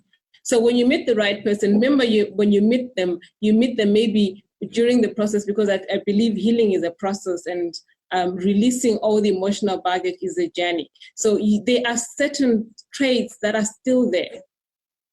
You still are on a defensive because you think you're being attacked. You're used to being attacked. So you react.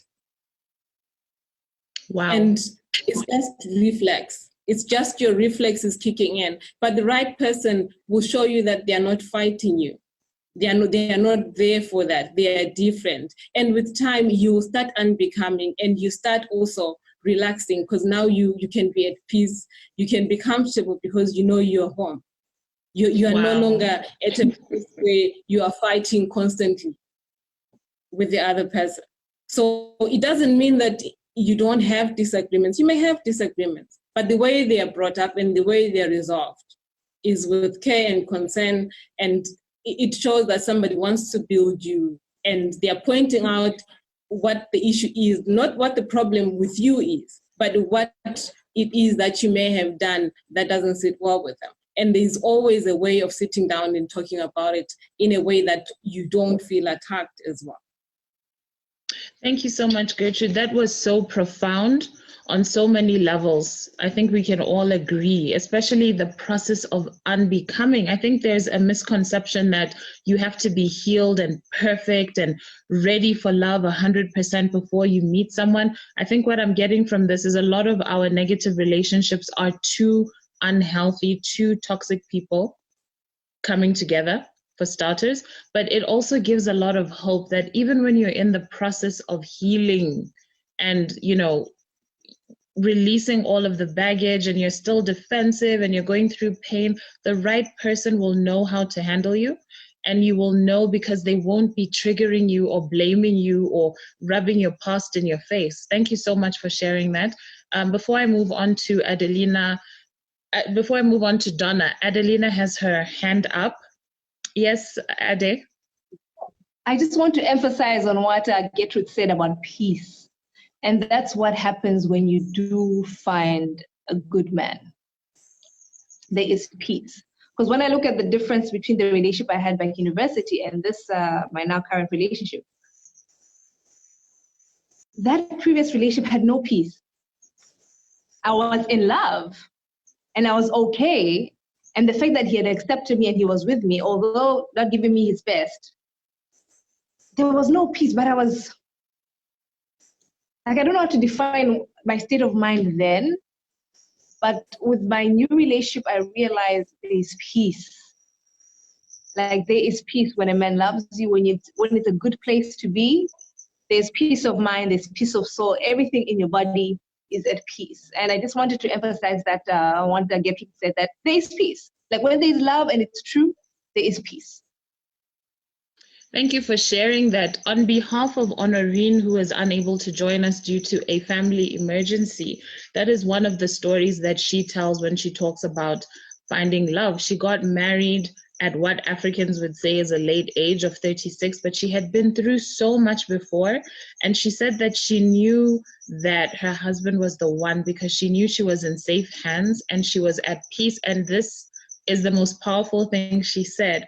There were no red flags. She didn't say she was perfect or he was perfect, but there were no red flags. And another dating coach I heard a couple of weeks ago also said that make sure that his flaws or her flaws are not deal breakers. So that's something to think about. You need to have your standards. You need to have what you'll tolerate and what you won't tolerate. And if the person's flaws are the things that you won't tolerate, you're heading towards what I know Donna loves to call hell. Donna, please continue. Remind me what the question is, because we've shared so much. We've shared so much. What is it? I'm going to repeat this question, and then I want to hear from Tabea as well, because we're, like I said, we have different backgrounds when it comes to dating. Now, both of you have been through similarly traumatic experiences, and now I think you're in a good place to tell us, what does the wrong partner bring out of you? Yes, you're not perfect. You do have your issues. What does the wrong partner bring out of you? And what do you think the right partner would look like? When you talk about a wrong partner, I think it's twofold. If you consider that both people need to know themselves relatively well, right? So if we're talking about a wrong relationship, that's the premise of it, right? Just the basic groundwork of it, that both of you would not know each other relatively well. And the reason why I say both of you is, if either one of you knows themselves really well, they'll quit the relationship really soon, because they will know that they're not going to live in this kind of turmoil. So often when we're in a bad relationship, it's so easy to point out what somebody else does. But what is it in me that allows somebody to do that to me, right? So through therapy, I learned words, and I like the way Tabea actually said a narcissist, because Iana always says, call a thing, people. I don't know if you've ever watched it, and she's very clear. You need to call it what it is. So I was with a sociopath, right? So if I was to tell stories, even during the time, to a family member or whatnot, and I'd say, ABCD happened, they couldn't believe it, right? So this is my sister or my mother, and I'm telling the story. They almost cannot believe it because they are so believable, right? And if they're with a friend of yours that goes to, say, Bible Life, they can quote biblical scriptures, right? If you go to a garage in the middle of the night, they are the person that will get out and make nice with the petrol attendant. Like, they're the best of friends. So that's with regards to when a relationship is not working out, right? And what it looks like. It's a mess, okay? There's an uneasiness in your soul. It doesn't matter if you've been married for 6 months, for 6 years, or for 60 years, right? That wound just festers. It festers. And we're not doctors, right? You don't walk into a relationship like both of you are walking into an ER and you're both naked and suddenly somebody that's not qualified is going to operate on you. That's what, in essence, that's just what you're asking somebody else to do. To walk into a relationship and heal something that you cannot even articulate yourself. Now, when we talk about healthy relationships, I recently started looking at it completely differently. In a relationship where two people meet and there's foundation and there's light, there's hope, you're thinking, let's give it a go.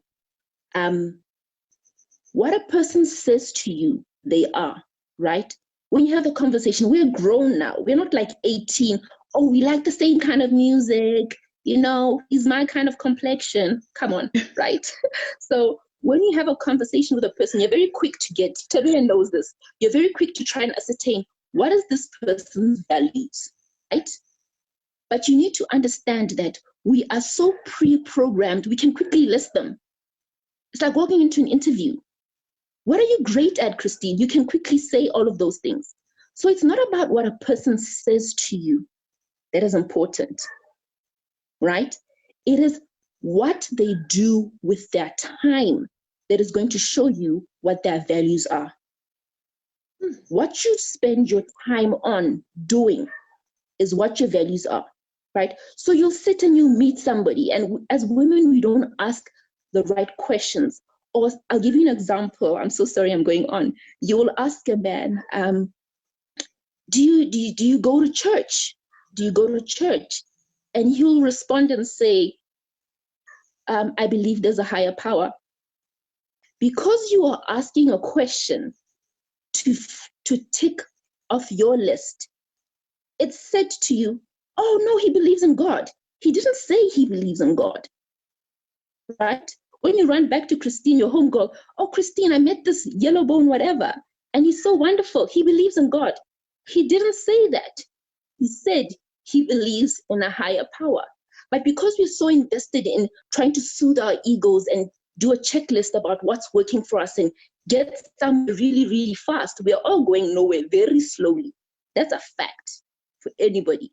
But we're in this rush, this imaginary game. We all know where life ends for all of us. And it doesn't end in marriage. And it doesn't end in relationships. It ends on the day that God decides this is the end for you. So all of those things in the greater scheme of things don't matter. What matters is your peace of mind. So I was just saying about in a relationship, when you meet two people, when two people meet, right?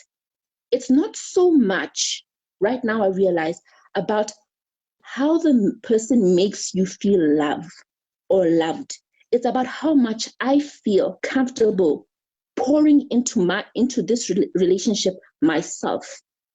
If I can selflessly give in this relationship, then I know I have a keeper, right? We're so in tune, constantly trying to measure. Oh no, he did this, so I'll do that. It's not like that. Love is not something that suddenly exists when you meet your Boris Kodjoe or your Lawrence Fishburne, whoever it is that you want to meet. It's something that you allow yourself to experience in a relationship. So you actually gift yourself in that relationship. So when you walk away, you can say, I walked away with all of my love. I gave love in that relationship. It's you allowing yourself to experience it. It lives within you. It just bubbles out, you know? So that's the piece that you're talking about. That's that certainty. That's a joy. It doesn't suddenly come through and he says, oh no, now you are deserving for this wonderful experience of infatuation or a deep connection. No, you constantly gift yourself with love. So if the right person doesn't come around right now or tomorrow, you still pour it into yourself because it exists in you. Thank you, Donna. It was heavy. You mentioned not being able to articulate what is wrong with you. And I think that a lot of people are bad communicators because of, there's so many reasons, but people aren't psychic, you know? I can't know what's wrong with you if you're not sharing, for starters. I loved what you said about people basically not being hospitals to treat other people. And when we were talking about bad relationships and good relationships, it just brought to mind the fact that if you're both healthy or you're both, where you should be emotionally, if the relationship isn't okay, it's not going to last. But all of these long-lasting toxic relationships on and off shows that, both of you don't have the emotional tools to deal with each other in life. And you shouldn't be together in the first place. So thank you so much for that. Thank you. And Tabea. just to add to that. Okay. No, it's okay, Donna. Please continue. Okay. Just to add to that, when you're in high school, you do sexual education, right? And I remember one of the things that I did, I was at a Catholic boarding school, is we had to do all of the STDs. And we had class projects where there were 3 of us in a group, and you'd have to stand there and discuss what the STD looks like, how it presents itself, and show up pictures. And remember, we had a Catholic boarding school, so this is very taboo and it's uncomfortable, but they did that with us. How much more important is it to actually gift children with the tools to identify mental conditions, so that it's not you are crazy, so that you can name whether it's a sociopathic kind of behavior, whether it's a narcissist, whether it is a chemical imbalance that somebody has, so that maybe, just maybe, when somebody meets somebody else, they can say, hang on a second, I learned about this in my former years. Maybe this doesn't sit right. All we're concerned about is parts of somebody else's physical being, connecting with your physical being. That's all they teach you at school. And they terrify the hell out of you with STDs, but they don't try and terrify the hell out of you out of mental conditions that are not treated. And it's a big thing in Africa where everybody's we're freestyling this thing, and we don't talk enough about it. And it's too late when you're 28 and you're on your way to this wonderful MD position, and for your whole world to come crashing down, and your family doesn't talk about it. Your friends don't have the tools to discuss it with you. Thank you, Donna. And I totally agree with you on that, in terms of learning about these things from a very young age, because they are part of our lives. And another thing that I wanted to bring up is the issue of gaslighting. It is definitely a tool that abusive people use. Basically, when somebody messes with your reality to make it seem like your complaints and your concerns are not valid. They're not real. You're being dramatic. You're making this up. And at some point, you get to a point where you start to see the abnormal as normal. And I think when you get out of toxic relationships and you look back, you realize that actually the concerns you had and the issues you had were valid. There was absolutely nothing wrong with you. And I think these things really do need to be taught from a young age. I love how you said that they scare the hell out of us when it comes to STDs. Just the other day, somebody posted on Facebook that dating in South Africa is kind of like being on 1,000 ways to die. Yep, you can all relate to that. That's literally what's happening. So yes, I think especially for parents, young parents especially, you have the power to raise your children to be emotionally and spiritually intelligent and recognize things.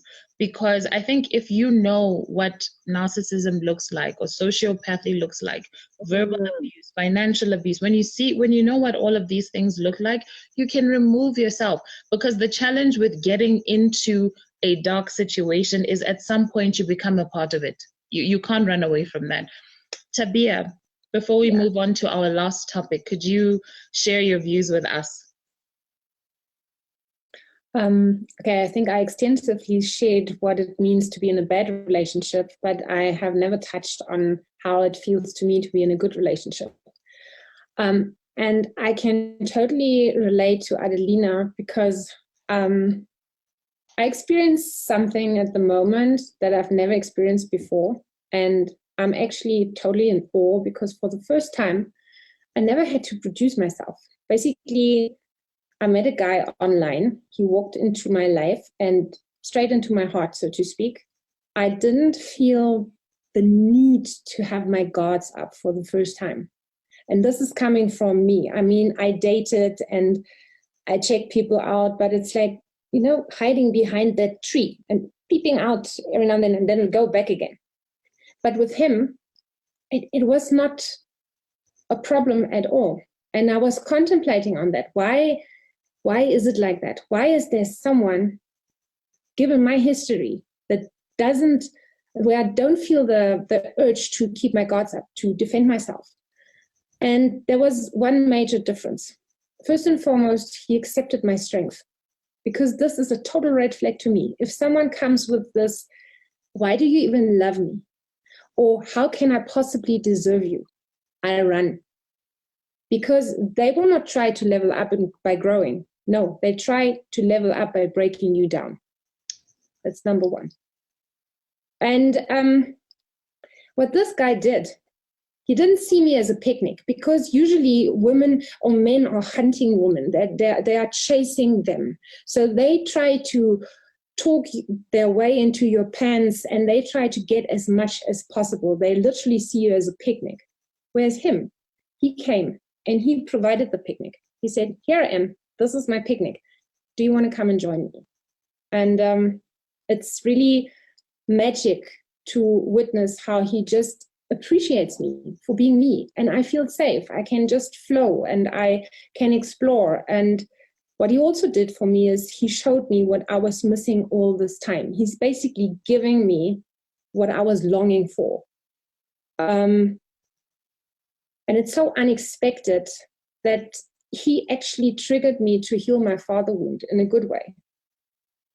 So I decided to not take my past into this new relationship. He doesn't even know it, because I've got a very good friend that actually helps me working through it. It's also a male friend. So I do the crybaby thing with him, and he's got my back. He's giving me the safe space. But I've decided, you know what, why must I not come and schlep along all the negative baggage into my new relationship? I want a new start. And that's what I'm doing currently. And yeah, it works out. Thank you so much for that, Tabea. Before I move on to the very last question, Adelina wanted to mention something about childhood traumas. Ade?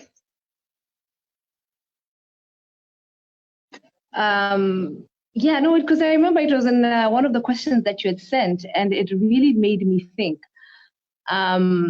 Though trauma does seem like a very strong word, because I don't think I had a traumatic childhood. I came from a pretty balanced family, very religious, but a loving family, loving mother, loving dad. But your question made me think.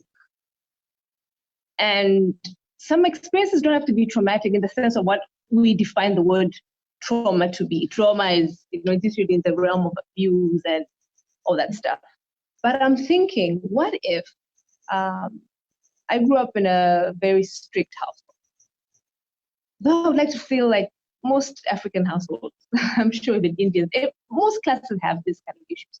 But I remember I'd sit with my mother. We'll be doing math, and she'll be there with a stick. What's 20 divided by 5? And already her stick is up. And there's already fear. So you carry on, that's how you grow. There's this fear of just failure. And you have the need to perform. You kind of associate good performance with love from parents. Good performance with acceptance. Because you see failure in any capacity. As a child, it was a math problem. Mostly it was a math problem. Just don't fail at school. You know what it is? Like, you better do your schoolwork, But you knew when you failed, there were going to be consequences. So inherently, you grow up with this fear of failure, fear of rejection. So it just made me think now, though maybe sometimes it's not as deep, Christine. But you Does see, it always have to be as deep? Does it mean just because I grew up, because my mom instilled that fear? Like, you better perform. You go on with that notion. You grow up with that, you better perform. That's the only way. That's the only way you'll be accepted. That's the only way you can get love. That's the only way you'll be in the good graces of people around you, even the people who are meant to love you no matter what. You carry on with that, and that's why you enter relationships very easy, very ready to perform, understanding that it's linked to acceptance. I don't know, it just made me think. Though, yeah, but I think it's very typically of how many of us were raised. I think in African, I can only speak for the African experience. Most people, you're raised with the stick. I think now that we're saying African experience, I would like to hear from Tabea on that. But I just want to remind us that, you know, children are impressionable. They don't see the variations, you know, they can't tell that there are reasons why adults are behaving a certain way, because obviously, you know, if somebody's pushing you to perform, they know where it comes from. But as a child, you're so impressionable. You don't see things in shades of gray. You see black, you see white, you see love, you see hate, you blame yourself. And all of us in some way have been affected. It may not have been trauma like abuse, right? But there are things that you internalize and they become a part of you. And I know we were talking about this a while ago in terms of just different areas of your life where you're so used to feeling fear, you may not be comfortable enough to take risks, right? Somebody else may have had a difficult relationship with their father, you know, and it comes out in the way that they deal with men. Someone else may have had a difficult relationship with their mother or an absent relationship with their father, and you see that it comes out in terms of feeling abandoned, in terms of, you know, not understanding why the love that they give is not being returned to them in the same way. So I wouldn't say, you know, when you say it's not that deep, it is something to think about. Why do you struggle with fear? Why do you struggle with validation and approval? Where did it come from? And the beautiful thing with being an adult is that when you are aware, you can work on it and, you know, release whoever caused it, because they have their reasons for behaving the way that they behaved. Tabea, do you want to comment on that? Yeah, from the German perspective. So I grew up in Germany. I was born and raised there, and for the past 25 years, I live in Namibia. So, and Christine, we touched on that yesterday. Yes, we have different cultures, and we might grow up in different locations, different continents, but there are certain common denominators. In my instance, I had to learn or to realize that as soon as my brother was born, I was just a second-class human, because girls weren't just seen as valuable. He was the heir, he would carry on the family name. And yeah, that was very traumatizing for me. So I always wanted to be a boy. And what I struggled with, and I had this conversation with my dad who turned 70 last year, and he came to visit me, and by now we're best friends. And we had this conversation where I just explained my point of view, how I perceived everything that I had to go through, and he listened to me. He simply sat down and listened, and he looked at me and he said afterwards, you know what, it's actually amazing that you turned out the way you turned out. But we didn't realize that you were thinking that way, that you had so much depth, that you were so far ahead. You were far ahead of us all, of your time, of us all. We were seeing you as just being the girl. And you weren't expected to be intelligent. You weren't intelligent. You weren't expected to be basically anything except being a girl. And I was always seen through filters. And I always struggled to be heard. I was never taken seriously, only now. We were also raised with high standards. And I think as a parent, and I can only speak for myself, I've got 2 adult children and they're turning 21 and 24 pretty soon. There is this willingness to give your utmost best, and then there is the pressure to perform. There's this fear. What if my child doesn't make it? What if my child turns to drugs or whatever? This responsibility is so gigantic. And I think whenever we tune into this fear factor, as soon as fear is our driver, that's when we make mistakes, because we're not acting from a point of love. And I think many of our parents, they didn't even have the capacity to think about it. They didn't have the access to all these healing tools, to all these talks that we have today. So they simply fall back onto what they were knowing and what kind of worked for them in a way. So there's also a certain helplessness with regard to that. And I think our generation is the generation to change things and to heal things. So I don't think they meant it in a bad way. but the execution was just not done right. So we also grew up with the stick, okay, not with the mathematics, but my mom told me, yeah, but your friend is so good, and why aren't you like that? So there was never this unconditional love. There was always this pressure. And she grew also up in a very toxic environment, where her mother wasn't happy. And the thing is, we all carry the baggage of our parents. We all carry their parcel. And that's why it's so important to break this vicious cycle and to heal yourself. So, because you're not only healing yourself, you're healing the past and your children's future by not passing on that baggage, that parcel.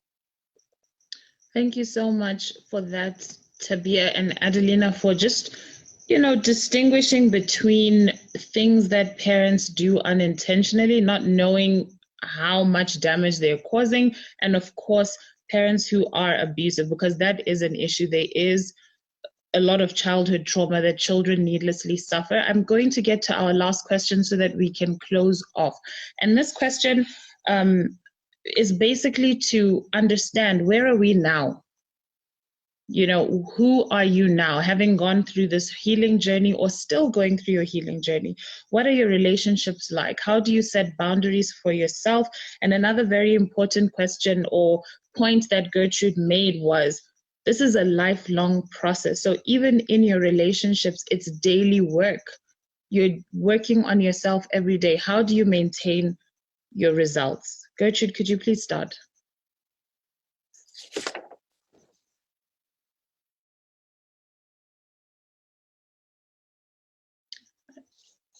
Hi, sorry, I'm here. So it's like I said, yeah, it's a process, and you need to be gentle with yourself. You need to take it one day at a time, and you need to understand that you can't change everything in one day or in 1 week or in 1 month or in 1 year.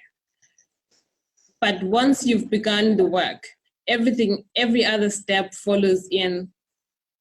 And it becomes easier with time. It gets better as you go through the process of unbecoming, which is what I call it. Right now, for me, I think from the moment that I started soul searching and trying to figure out exactly what it is that my part was in the relationships that I spoke about earlier, I still do the same thing. I am married, I am happy, I am content, but I keep checking in with myself just to make sure that I am not contributing in any negative way. If there is anything that I'm doing, what can I do to make things better? How can I improve myself? And I think in a relationship, marriage or otherwise, if you are in a relationship, it is important that you communicate. Communicate, and communicate. Because the woman I was 2 weeks ago may not be the woman that I am today, in terms of my ambition, in terms of my goals, in terms of my plans.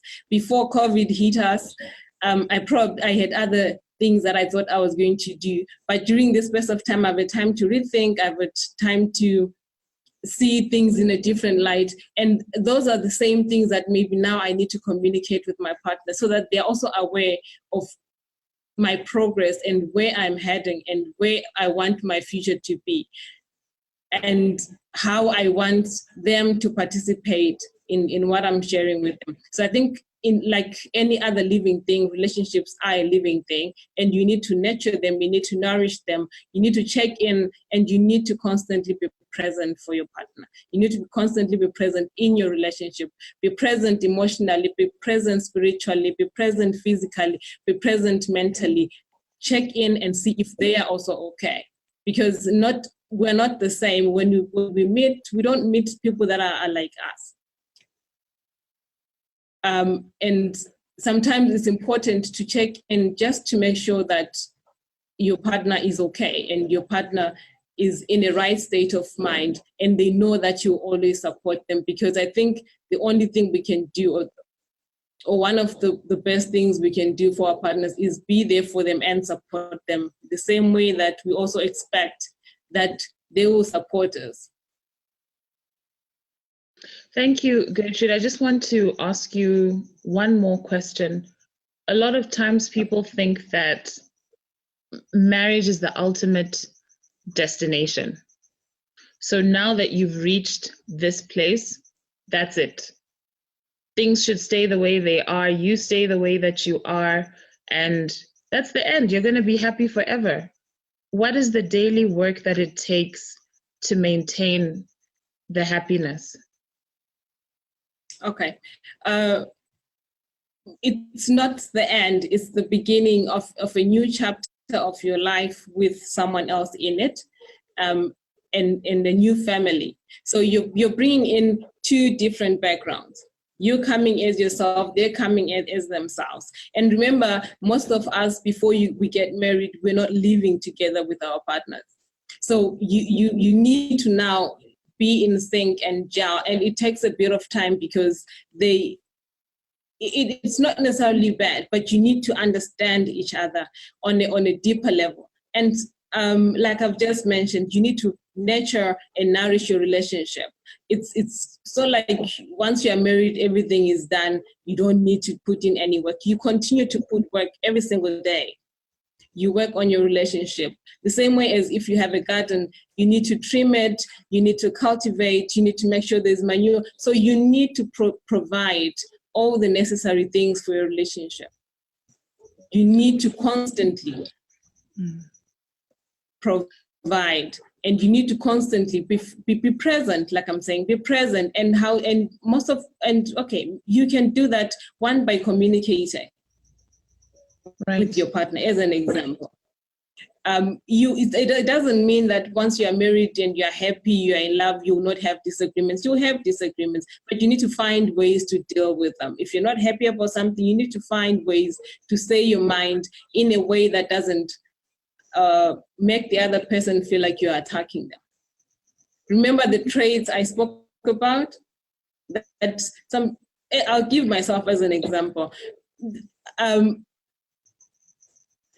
learning to be not diplomatic, but to express myself in a way that the next person doesn't feel like I am judging them for something, or I think they're abandoning a certain responsibility that they have, just as an example. So it takes time because you need to come back and be at par with each other and move forward together. Pull in the same direction. One of you cannot be pulling left and then the other one is pulling right. You need to be pulling in the same direction in any relationship.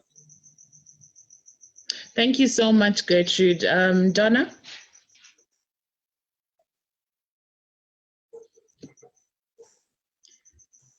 Let me unmute Donna. Okay, I'm here. Yes. Gertrude said quite a lot, so I'm still digesting it. I think one of the most common things that we take for granted because we think we are so mature and we are so grown is we neglect the inner child. And the inner child never, ever leaves you. What your purpose, and I think what our purpose in life is to do, is to equip her or him, to give her or him the tools to be able to communicate how they feel.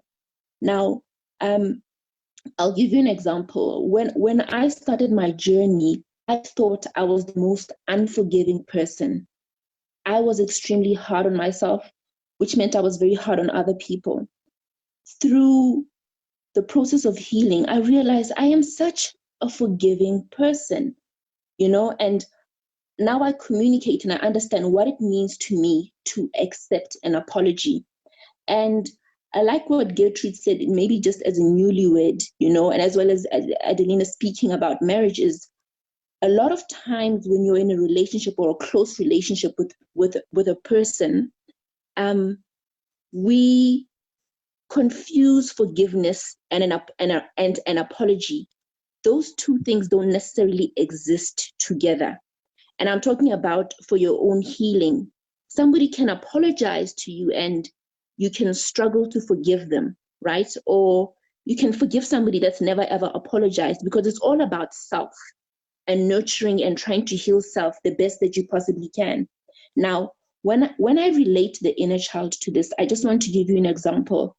A lot of times people are hard on people that are in long-term relationships, being married or not, and we're even hard on ourselves because something happens and it's not your ordinary apology which says, I am so sorry that I missed, I didn't answer your call, I'm so sorry that I'm a little bit late. Something happens that actually hurts you profoundly, that rocks what you consider a value.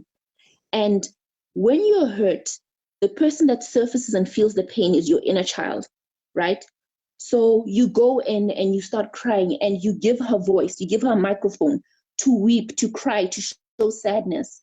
But when somebody calls you to a table, this very same person that's hurt you, and they apologize to you, all of a sudden, we are so hard on ourselves and we expect that because somebody said sorry, that it means it must be forgiven and forgotten, right?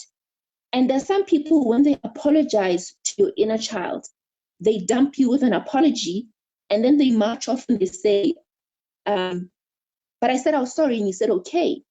Sometimes for your own healing, my own healing, I need to say, I heard your words. I will work on it. Now you must understand, for somebody to give you an apology, all they needed you to do was to show up. So what you've done is you've showed up and they've felt better about themselves because they've said what they wanted to say to you. So don't be so quick to commit to a feeling that you really don't feel. If you're not really up to forgiving right now, or you're struggling with forgiveness, articulate that. I cannot currently do that, or I am struggling, I am working on accepting it. Because when you go back and you're alone now, the inner child in you is so conflicted, because your inner child, for them, time is infinite, right? You there and then in that moment, you felt the urgency to put this aside and to forget about it and to soldier on. Your inner child doesn't understand all of those things that you just mentioned, because for them, they have no understanding of time. It just stays and it festers and you haven't addressed it. And then something else happens that triggers the initial problem. So forgiveness is so important, because you give yourself forgiveness first. You experience it first before you can ever give it or gift it to somebody else. So for me, your inner child is so important. Being kind to yourself.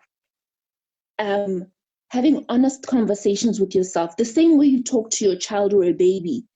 Those words that you use, that's the kind of conversation and tone you need to set when you talk to yourself, regardless of what terrible thing you think you have done or what terrible situation you think you are. Because at the end of the day, it's you, your inner child, and it's the rest of the world. Thank you so much, Donna. Tabea? What I've realized is that you can only really forgive someone. And forgiveness is such a overused word, basically, because, we quickly say, we pray for forgiveness and I forgive you, or it's okay, and I accept your apology. But these are just superficial words. The thing is, you need to feel it to heal it. So you really need to go there and feel that pain. So that day when I was on the couch for 6 hours crying my heart out, I allowed all these emotions and fear to come up with regard to my fear of not being good enough on my own. And that's what you have to do each and every time. And maybe you have to revisit the same topic, because here's the thing, when it comes to core trauma and core fears, first and foremost, they are hidden under dissociation, because it's been really traumatic. And then healing happens not only in layers, it also happens backwards. So first you heal all the minor issues. And I was always asking myself, I'm on this healing journey now for 10 years. Why do I have to revisit self-worth over and over again? I've been there, right? I've done it. But here's the thing. You have to develop a certain capacity in order to deal with the next level of healing your self-worth and whatever it takes. So here's the same thing with forgiveness. It might take several years to really forgive yourself, because for me, my mom was blaming me for the sexual abuse, for instance. And I had to really go there and say, what if I was really the one to blame? So I had to examine all these emotions that play a role, and the guilt, the blame, the fear, the everything. So you can only forgive if you felt the pain, if you go back in your memory, basically, and you allow yourself these emotions. And the beauty is you might have collected tears for 1 million years, and you have a whole reservoir. But it might only take 6 hours or even 15 minutes to cry it out. And then your inner child is like, hey, wow, I've been hurt. Finally, somebody listened. And then there's this peace of mind. And that's what's really bringing the healing on, because no apology in the whole wide world and no approval in the whole wide world will make you heal. You have to do that to yourself. You need to give yourself what you need. Thank you very much for that, Tabea. Adelina,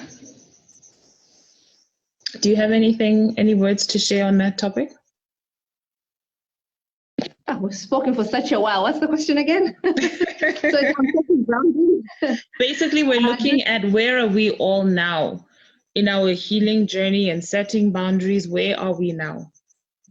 No, honestly, the soul work, it was a gradual learning curve.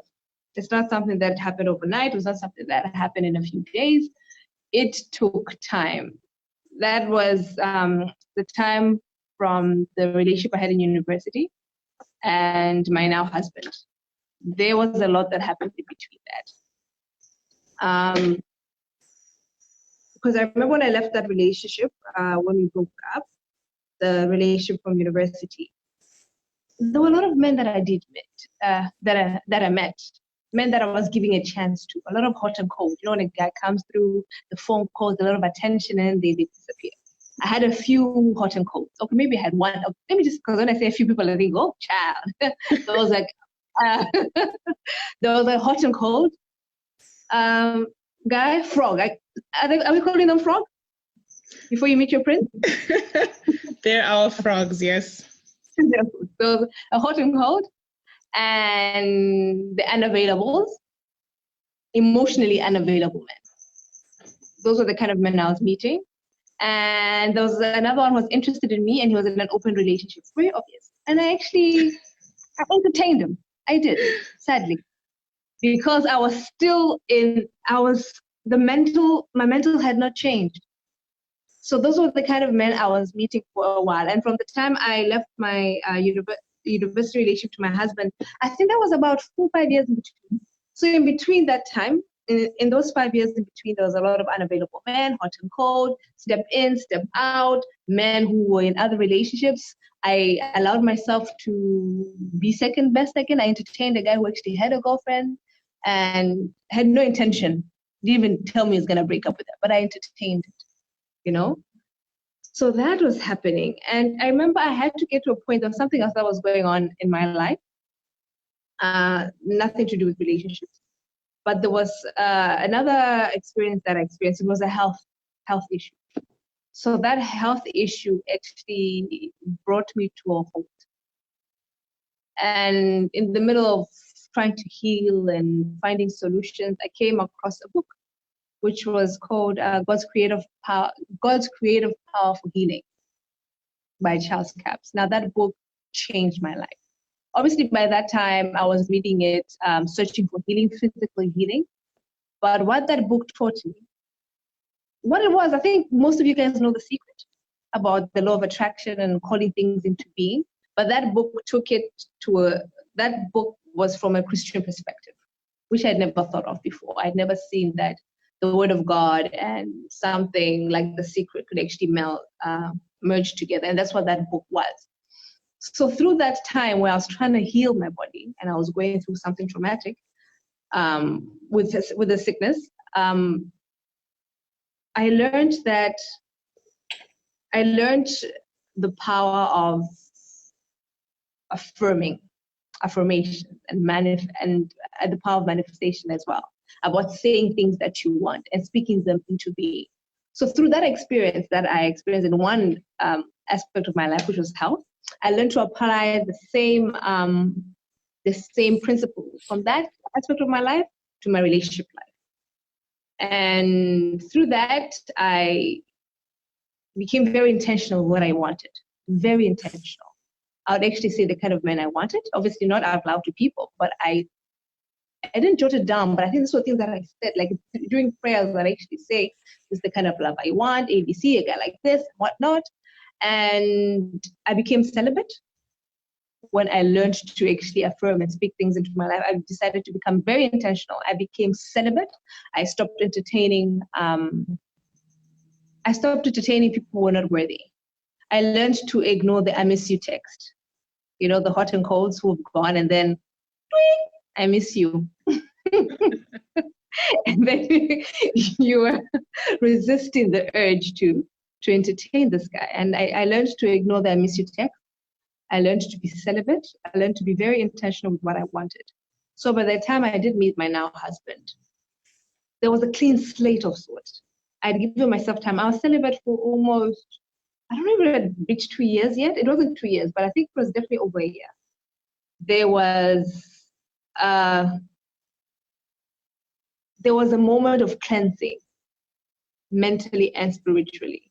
So by the time he came, I didn't even recognize that he was what I'd been praying for. I didn't, because I think he also came in, I'd also deemed him, because the first time I saw him, I was like, I knew his friend. I was like, oh, yeah, that group of guys. So it did take a while for me to see this. When I gave him a chance, it was a beautiful, beautiful experience. And then I realized this is a lot of what you've been asking God for, Ade. So there was a clean slate. There was a renewing of mind. There was a renewing of spirit, the renewing of my body, which I had to learn, but obviously through an experience of something else. But that book really helped me to understand that you can ask for things. You're deserving of love. All you need to do is to ask. You can ask your God, you can ask the universe, whatever your medium, whatever you believe in. But then you've got to do the work. You've got to be intentional. You've got to start the slate clean. You've got to be celibate. Sometimes it needs you to be celibate. You got to start from zero. So that's what I did. And that's where the beginning of the soul work began. That was the soul work. Yeah. That was the soul work. Thank you so much, Ade. Ladies, we're closing off in a few words or 2 sentences, 2 short sentences. Can you tell me, based on everything that we've discussed, everything that you've been through, and we talked about gaslighting, are you worthy or are you deserving of the type of love you want and the way that you want to be treated? Because remember, when we entertain any situation that minimizes us, whether it's work, family, love, your standards start to drop and you stop believing that what you want should actually be given to you, or you're deserving of it, just like you're willing to give of yourself. What is your take now on the way that you want to be loved? Whether it's the way that your man communicates with you, or the way that your partner listens to you or handles you when you are hurt, whatever it is, your standards, are those valid? Please start, Tabea. Oh, absolutely. I mean, I'm at this point now where I just say, whenever I'm not true to myself, I'm betraying everybody else in the process, and this translates directly into suffering. So whenever I'm wearing my mask, I attract masks because they recognize me as like-minded. So my simple question is, how do I want to feel? That's my balance check. And I mean, obviously, even in a relationship, you have to put up your boundaries, you know? And I just prove my value over and over again by communicating what I don't like and by communicating my standards. So yes, I'm doing that, and this shows me that I'm not afraid to lose something, because I know That's something that Tinder has taught me. It's so okay to swipe left, because there will always be another one. So you should never act from this perspective of fear that you might not get it, because hey, if this one is not working out, then the universe will dish up like something even better. So yeah, that's my 2 cents of wisdom. Thank you. Donna?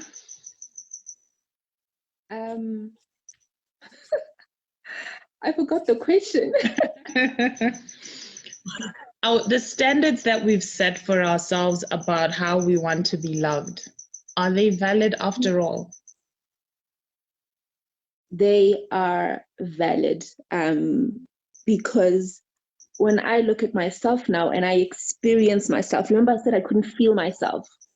I bubble with joy. I know such love. It resides within me. When you look back, and sometimes when you've been through something that's so painful, you are aware that it's happened to you. But when I tell the story, the more I tell it, the more it's like I'm reading out of a book of something that happened to somebody else. I know it happened to me, you know, and I'm very aware of it, but it is valid. You are amazing. I'm fantastic. I enjoy my company. I think I'm hilarious. I think I'm intelligent. I think, goodness, sometimes when I'm alone, I look back and I think that actually happened. Like, sometimes when you're telling a story, you have to catch yourself back and say, wow, you let that happen to yourself, and actually laugh it off. That is how you know you're growing a more and more healthy relationship with yourself. And the thing with healthy relationship with yourself is, just because you know the tool and what to do, it doesn't mean it's easy. Okay? It is difficult. And when I was in the depths of my depression or sadness, I would be in it for 6 weeks at a time. I can go 30 minutes or an hour because I know how to bring myself back. And if today is a bad day, Christine, I know, because I've come through it before, that tomorrow is going to be a good day. The day after that is going to be fantastic. And I'm aware. I sense myself. And I feel myself. And I allow myself. And I forgive you. And I forgive me. And I forgive myself for not understanding what you meant. You know? It's a wonderful place to be in. And we need to spend more time with ourselves. We need to spend more time exploring ourselves and exploring our issues and affirming ourselves, like Adelina said. Life is wonderful, is beautiful, and there will be pain, but the sun always comes out. Thank you so much, Donna. Adelina, are your standards of love valid after all? Very valid. But it took time to actually understand that they are valid. But like I said, it had to be a clean slate, had to renew my mind, renew my soul. But they are very valid. And I truly believe that everyone is deserving. Like, it's about doing the work, though. You've got to do the work. But standards are there, and standards can be met. And I truly believe if every woman is to apply themselves mentally and spiritually, things will work out. I really, really believe that. There's work to be done, but it can be done. It can be done. Gertrude? Yes, the standards are there and they are valid. Remember initially when I spoke about the patterns and attracting the same kind of people, and that it felt like I was dating the same person over and over again. I had to check with myself and see where I was going wrong. And I believe in the law of vibrations, in the law of attraction. What you send out is what you will receive. So once I raised my standards, once I was worthy to myself, I knew my self-worth. Once I put myself first, right, only then could I attract a similar person. So I don't expect that I will be worthy and attract a person who's not worthy. My cup, I had to fill my cup first, and my cup runneth over. And it's because my cup runneth over that I am able to give love, share myself with somebody else. and they do the same. So so the energies bounce off the person that you're looking for. So if you have an intent and you know exactly what you want, because I think we tend to be confused with what we want. The universe listens to what you're saying. So say it the way you want it, and you will get that, exactly that, and more. And as you go on, I may be married, but each and every day I claim other things because I know there's so much potential. Remember, we haven't reached the limit to our potential. So if in 2018, in 2019, when we got married, these were our standards. In 2020, I expect that the standards will be higher because we are growing, we are evolving. But above all, we are bouncing off each other, we are sharing. So the standards will always be there. And I don't anticipate that they can ever go down. They can only go up. Thank you so much, Gertrude. Those are very powerful. I am deserving of all the love I am getting, and I am able to give it back, and I am giving back the same love because I can't take and not give. Thank you, Gertrude. That was very, very powerful. I think it's an excellent way to cap this discussion that like terms attract. A healthy partner is not going to stay with somebody who is abusive, somebody who's not reflecting the work that they have done. And sometimes when we become toxic ourselves, we have the story of the one who got away.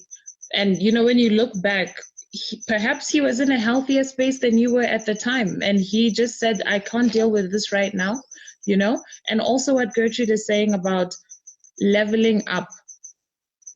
If you are with somebody who's on that same frequency as you, he wants to evolve spiritually and emotionally, he wants to be his best self, then both of you are going to be on such an advanced level in the next 5, 10, 20 years, right? So thank you so much, ladies. This has been amazing.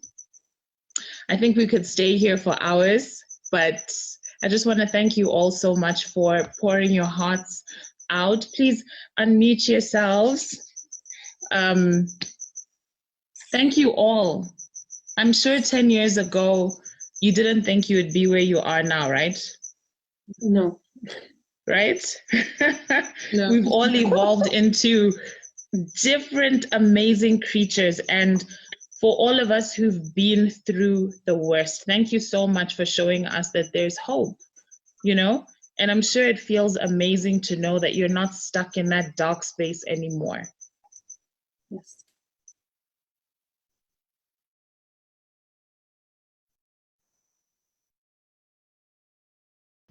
Wow. This was a power session. Ladies, let's see you again. I mean, can you unmute yourselves and just give yourselves a round of applause for sharing from the heart like that? Thank you. Thank you all so much. I know it has been a heavy, heavy, heavy session. I just want to look at 1 or 2 comments that we got on Facebook. Lisa Brenda was basically saying that she could relate. She mentioned the fact that narcissists have a tendency to cut you off from other people.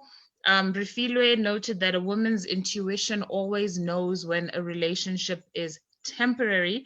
It just depends on whether we are mature enough to listen and allow it to guide you. Lisa made a very good point. She said a good partner also has unconditional love. They'll support you and help you improve yourself without expecting much in return. And I see some people are watching us from Canada, Cyprus, and Rwanda, Zambia. Thank you all so much for being here. Let me just quickly scroll through some of the comments.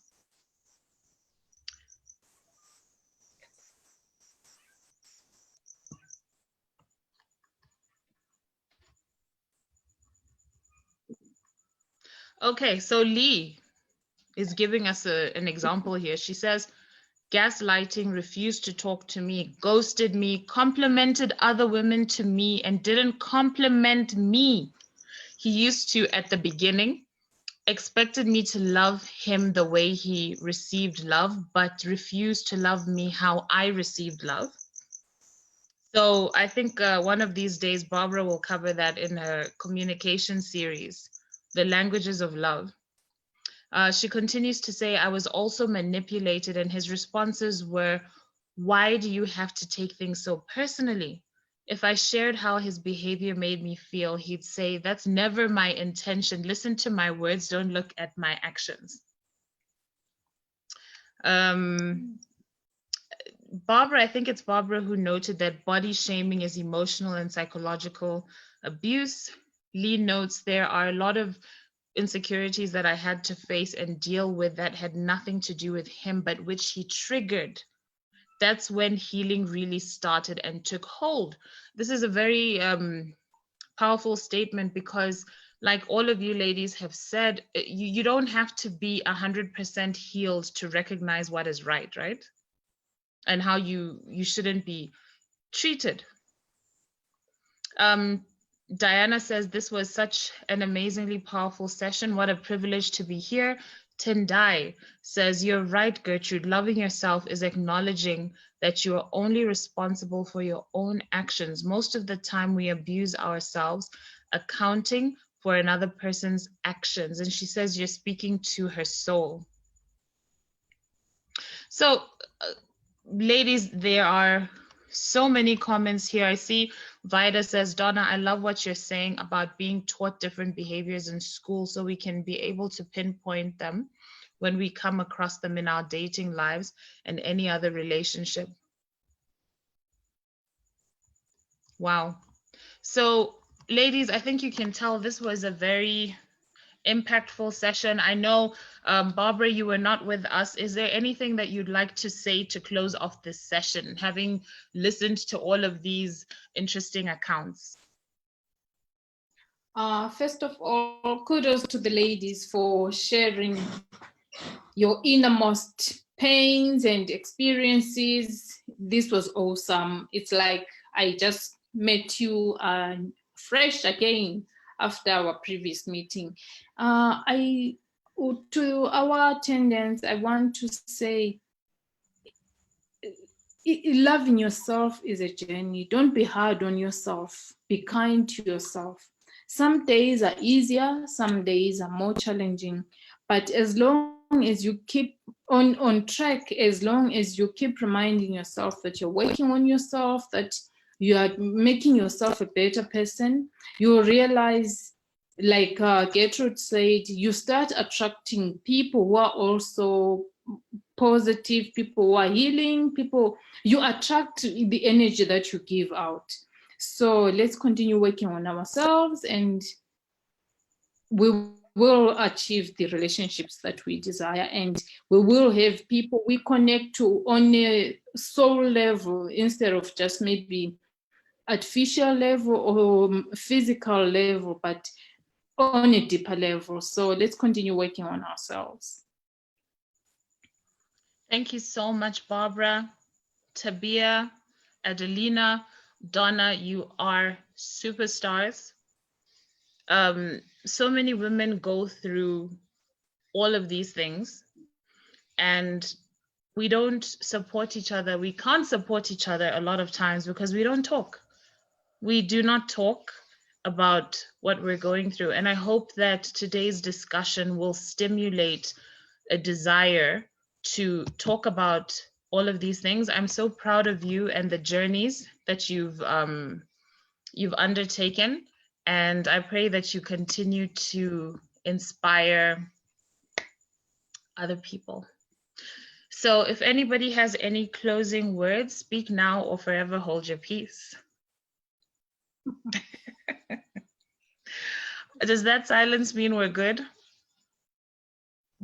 I just wanted to thank you for creating this opportunity. I think a big round of applause to Christine-Rita. Thank you, guys. Thank you so much. And we'll be interacting soon. Have a good evening and keep your souls full. Yes. Bye.